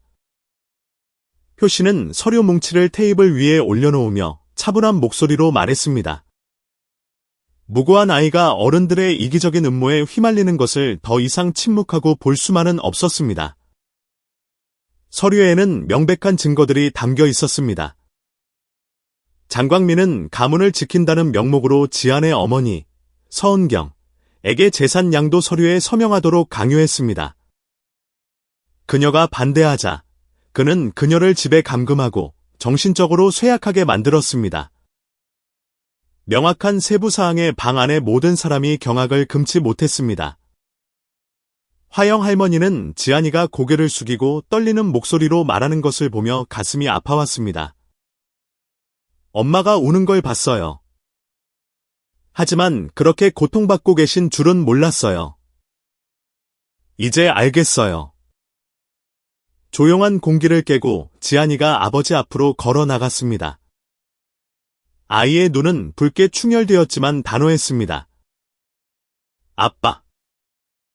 전 돈도, 저택도, 재산도 필요 없어요. 전 그저 진짜 가족이 필요해요. 저를 도구처럼 여기는 곳이 아니라 사랑받을 수 있는 곳이요. 지안이의 말에 장태준 씨는 잠시 멈칫했습니다. 평소의 차가운 눈빛은 사라지고 후회감이 어렸습니다.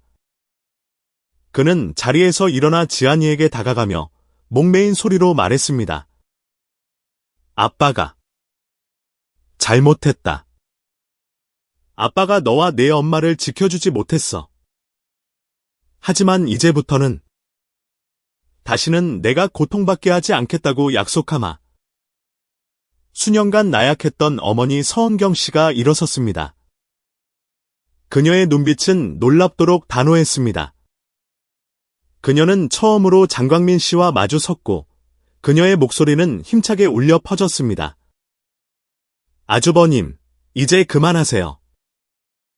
더 이상 제 아이를 해치도록 내버려 두지 않겠어요.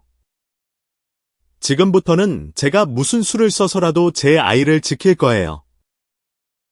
장광민은 헛웃음을 쳤지만 그의 눈에는 당혹감이 역력했습니다. 더 이상 변명할 거리가 없자 그는 화를 내며 소리쳤습니다. 당신들 후회하게 될 거야. 이 집안은 나 없이는 아무것도 아니라고. 그 말을 남기고 그는 떠났고 방 안에는 무거운 공기만 남았습니다. 모든 것이 진정된 듯 보였지만 화영 할머니의 마음은 오히려 더 무거워졌습니다. 할머니는 지안이를 바라보며 목이 메인 목소리로 말했습니다. 이제 가족을 되찾았구나. 이건 할머니가 늘 너를 위해 바라던 일이야. 지안이는 할머니를 꽉 껴안고 울음을 터뜨렸습니다. 하지만 할머니가 제 진짜 가족이에요. 할머니는 제가 한 번도 받아보지 못한 사랑을 주셨어요. 할머니와 손자는 눈물로 서로를 껴안았습니다. 방 안의 모든 사람들의 눈시울도 붉어졌습니다. 장태준 씨가 다가와 화영 할머니 앞에 고개를 숙였습니다. 제 아들을 구해주셔서 감사합니다. 지금부터는 제 잘못을 만회하기 위해 모든 노력을 다하겠습니다.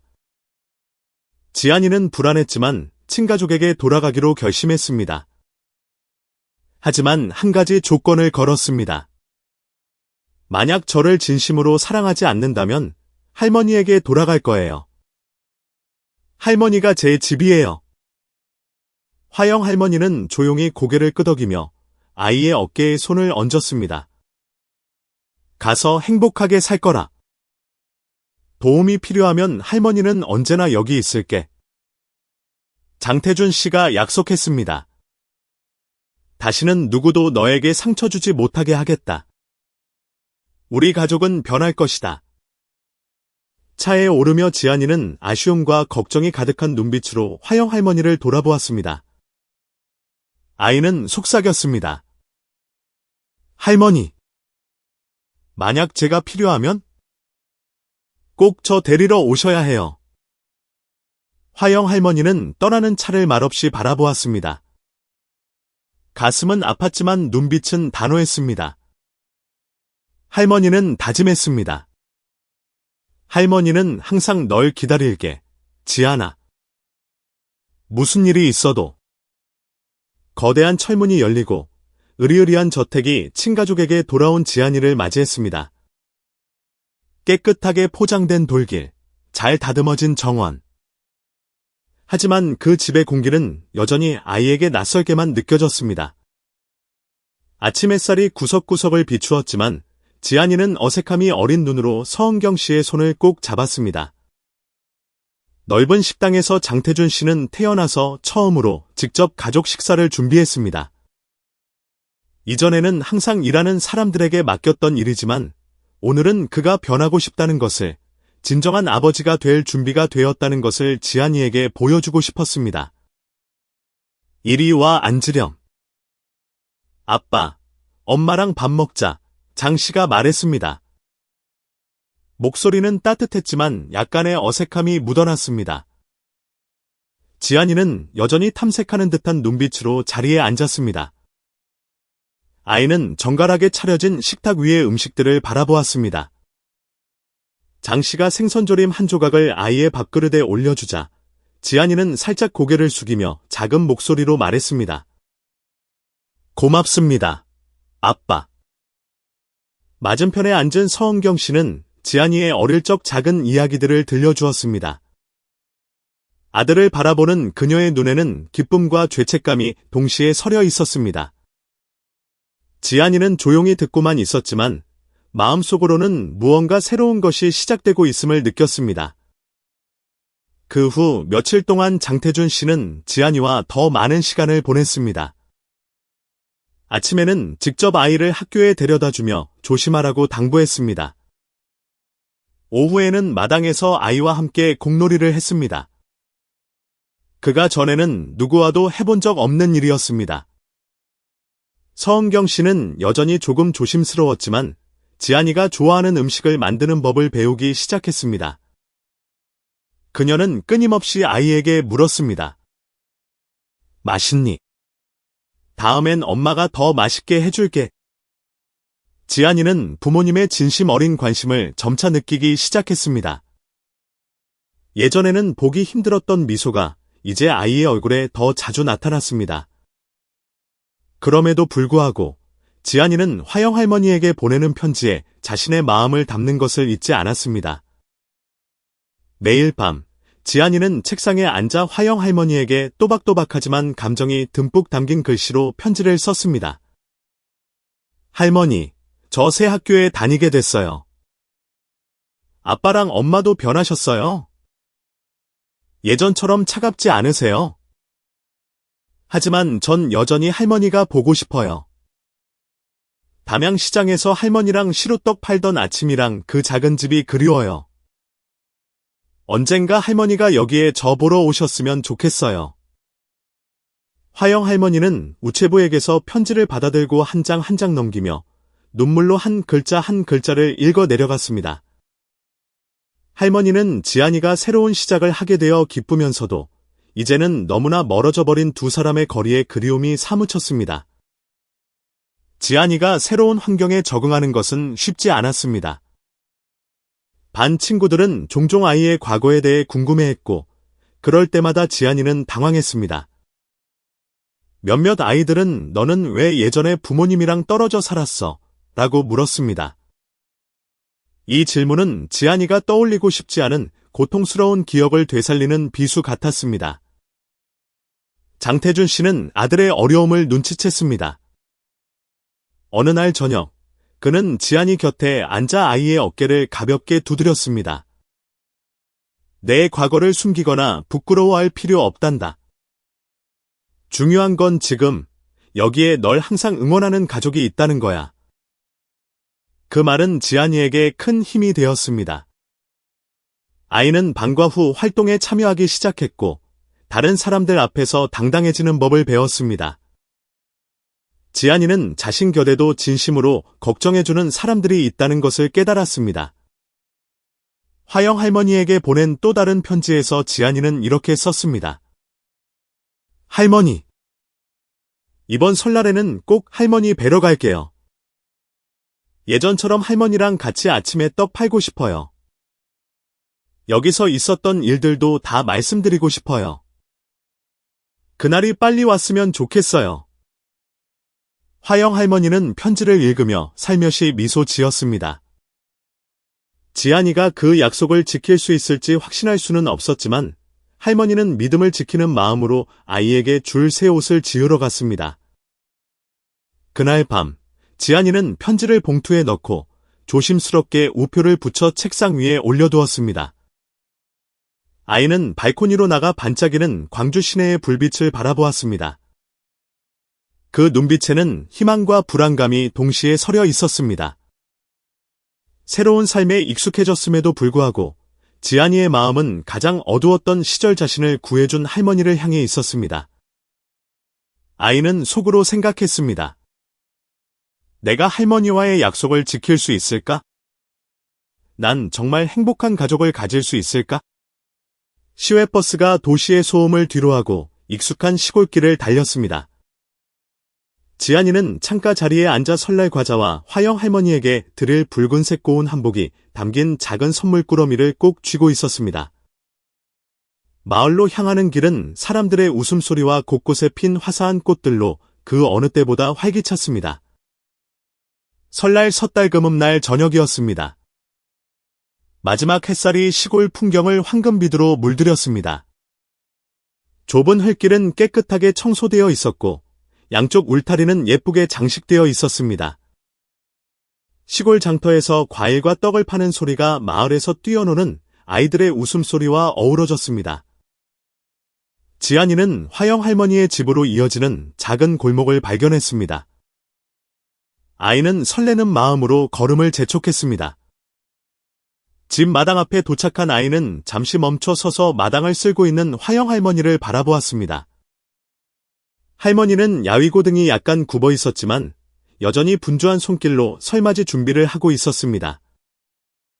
할머니, 저 왔어요. 지안이가 큰 소리로 외쳤습니다. 목소리는 감정에 복받쳐 메어왔습니다. 화영 할머니는 고개를 들었습니다. 지안이를 본 할머니는 빗자루를 놓고 달려와 아이를 꼭 껴안았습니다. 주름진 얼굴 위로 눈물이 흘러내렸습니다. 왔구나, 우리 강아지. 할머니가 얼마나 보고 싶었는지. 올해 설은 정말 설날답겠구나. 할머니와 손자는 마당의 나무 의자에 앉아 서로의 이야기를 나눴습니다. 지안이는 광주에서의 생활, 부모님이 어떻게 변했는지, 그리고 지난 1년 동안 배운 새로운 것들에 대해 이야기했습니다. 할머니, 이제 아빠, 엄마가 예전보다 저한테 더 잘해주세요. 그래도 전 항상 할머니가 보고 싶었어요. 이 집도 그립고 할머니랑 시루떡 팔던 아침도 그리웠어요. 지안이가 기쁨이 어린 눈으로 말했습니다. 화영 할머니는 아이를 보며 미소 지었지만 눈시울은 붉어져 있었습니다. 할머니가 조용히 말했습니다. 내가 행복하면 그걸로 족하단다. 할미는 그저 내가 할미를 잊을까봐 그게 두려웠지. 아니에요. 할머니는 제 집인거려. 어디에 있든 전 항상 돌아올 거예요. 할머니와 손자는 함께 집안을 청소하기 시작했습니다. 지안이는 할머니가 차례상을 닦는 것을 돕고 도시에서 가져온 작은 등불을 걸었습니다. 화영 할머니는 오래된 유기, 녹그릇, 제기 세트를 꺼내 닦으며 말했습니다. 예전에는 할미 자식들 설에 온다고 이렇게 청소하곤 했지. 이젠 내가 있으니 할미가 더 이상 외롭지 않구나. 지안이가 할머니의 손을 잡고 단호하게 말했습니다. 할머니는 절대 외롭지 않으실 거예요. 제가 항상 할머니한테 돌아올 거니까요. 오후에는 두 사람이 함께 새해 아침에 먹을 떡국을 준비했습니다. 지안이는 떡 써는 법을 배우고 육수 간을 보고 할머니가 반찬을 차리는 것을 도왔습니다. 뼈를 고하는 육수 냄새와 떡의 고소한 향기가 작은 집안을 따뜻하게 채웠습니다. 옛날에는 우리 애들 주려고 이런 음식을 만들었는데 이젠 널 위해 만드네. 할미는 정말 기쁘다. 화영 할머니가 빛나는 눈으로 말했습니다. 지안이는 자신이 자곤 했던 방구석을 바라보며 화영 할머니를 처음 만났던 날들을 떠올렸습니다.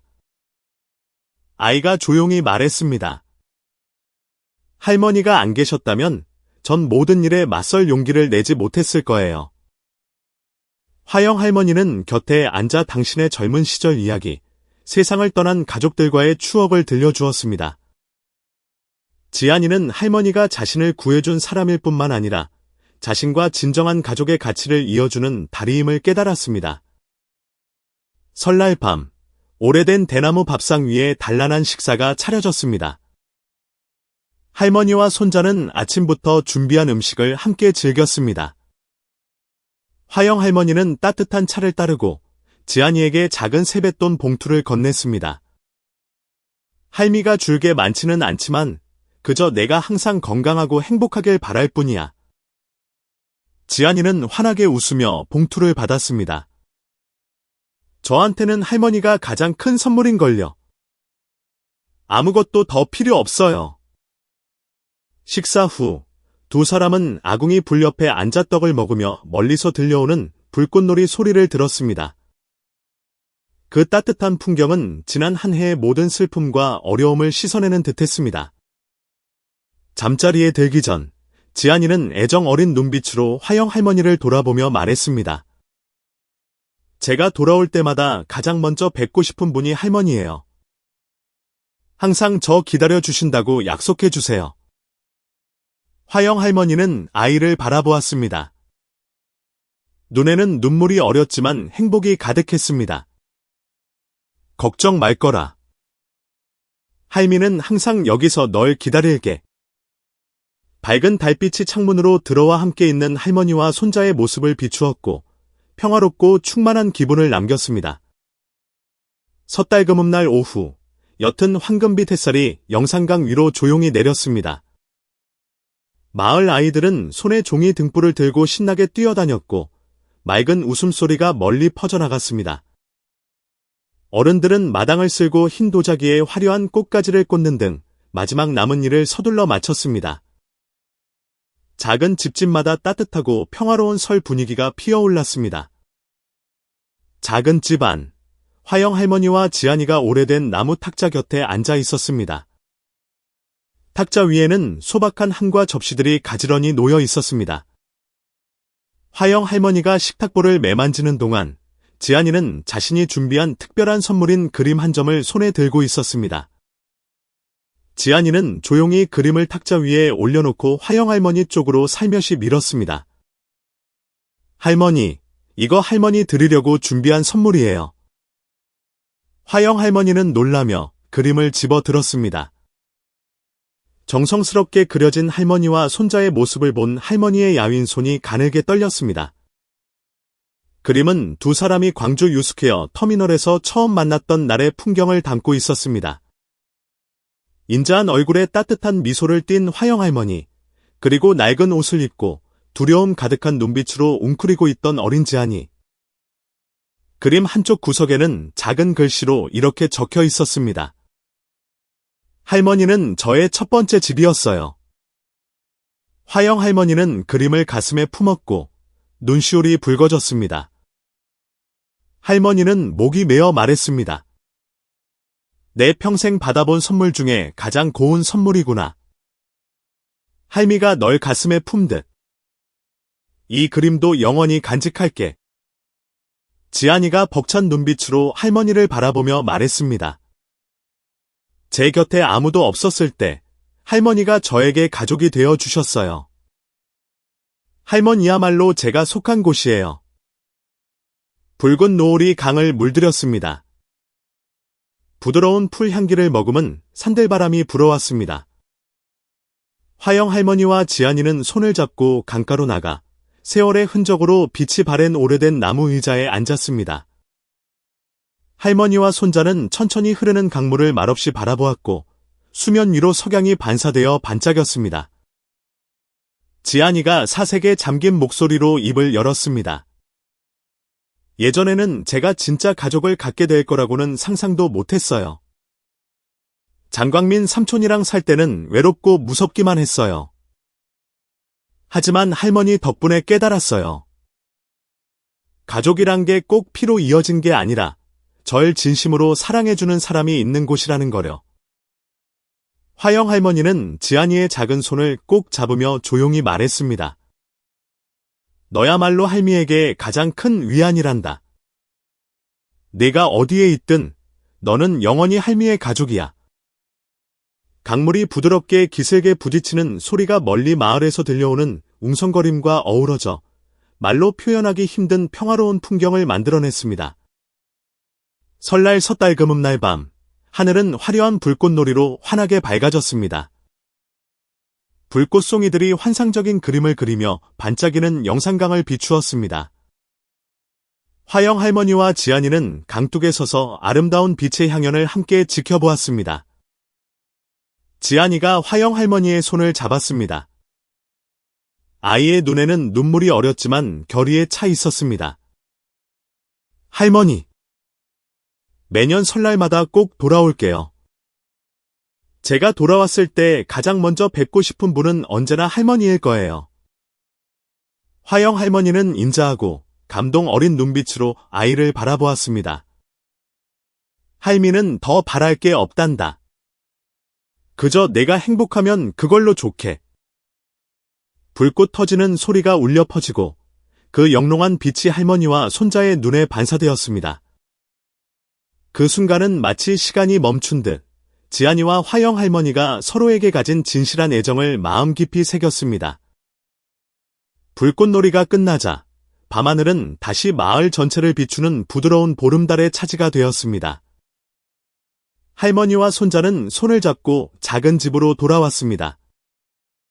잠자리에 들기 전 지안이는 화영 할머니를 돌아보며 진심 어린 목소리로 말했습니다.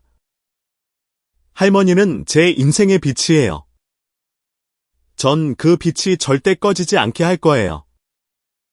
화영 할머니는 미소 지으며 아이의 머리를 가볍게 쓰다듬었습니다. 너야말로 할미가 살아가는 이유란다. 세월이 아무리 흘러도 할미는 내가 돌아오길 영원히 기다릴게. 달빛이 창문으로 스며들어 함께 모여있는 할머니와 손자의 그림자를 비추었습니다. 재회의 기쁨과 사랑, 희망으로 가득 찬 설날의 따뜻함을 실은 바람이 부드럽게 불었습니다. 설날 아침, 시골 마을의 하늘은 유난히 맑고 푸르렀습니다. 붉은 기와지붕 위로, 마을을 감싸는 작은 오솔길 위로, 그리고 잔잔히 흐르는 영산강 위로 부드러운 햇살이 퍼져나갔습니다. 닭 우는 소리, 아이들 웃음소리, 그리고 여기저기서 들려오는 정겨운 새의 인사가 어우러져 평화로우면서도 생동감 넘치는 풍경을 만들어냈습니다. 화영 할머니는 툇마루에 앉아 지안이가 그려준 그림을 만지작거렸습니다. 할머니의 눈빛은 부드러우면서도 깊었고 마치 인생의 아름다운 순간 하나하나를 붙잡아두고 싶은 듯했습니다. 때로는 행복해지는 데 많은 것이 필요치 않지. 할머니는 나지막이 을조렸습니다. 내가 누군가를 사랑했고 또 사랑받았다는 것을 아는 것만으로도 충분해. 기억들이 느린 영화처럼 스쳐 지나갔습니다. 화영 할머니는 터미널에서 지안이를 처음 만났던 날을 떠올렸습니다. 두려움과 막막함이 서린 눈을 한 깡마른 아이였습니다. 함께 살기 시작한 첫 며칠, 지안이는 경계심 많고 말수가 적었지만 할머니의 진심 어린 사랑의 아이는 서서히 마음을 열었습니다.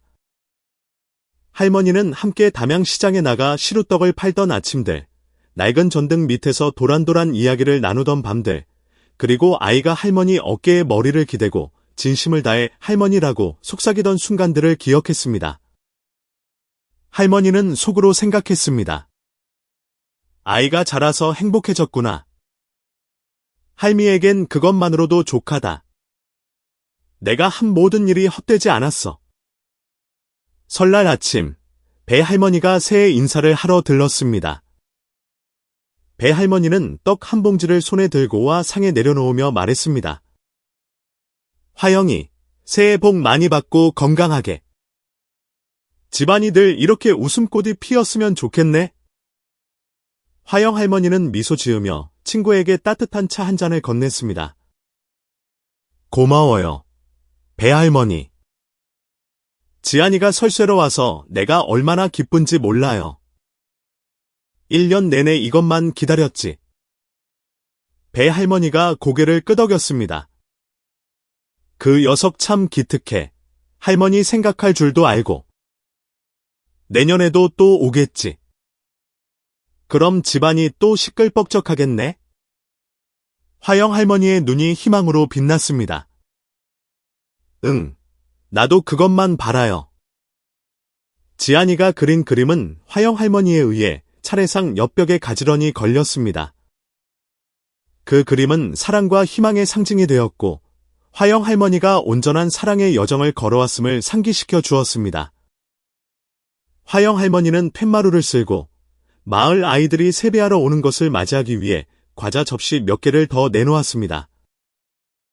아이들이 할머니 손에서 붉은 세뱃돈 봉투를 받자 웃음소리가 끊이지 않았습니다. 1년에 이런 날이 있어야 즐겁지. 할머니가 소박한 행복에 반짝이는 눈으로 웃었습니다. 오후가 되자 할머니는 마당 앞감나무 그늘 아래 앉아 따뜻한 차를 마셨습니다.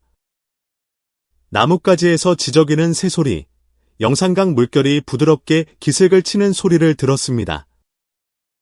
모든 것이 어우러져 평화롭고 고요한 설날의 교향곡을 만들어냈습니다. 할머니의 마음속에는 지안이와의 아름다운 추억들이 선명하게 떠올랐습니다. 아이를 처음 만났던 순간부터 지금까지 모든 것이 주고받는 여정이었으며 할머니와 지안이 모두가 성장한 여정이었습니다. 저녁이 내릴 무렵 화영 할머니는 벽에 걸린 그림을 바라보며 마음의 만족감이 차오르는 것을 느꼈습니다. 가족이란 우리가 태어난 곳일 뿐만 아니라 우리가 속해 있다고 느끼는 곳이기도 하지 할머니는 알았습니다. 지안이가 어디에 있든 아이는 항상 할머니를 기억할 것입니다. 그리고 할머니는 세월이 흘러도 지안이가 돌아올 때마다 언제나 평화로운 안식처가 되어줄 것입니다.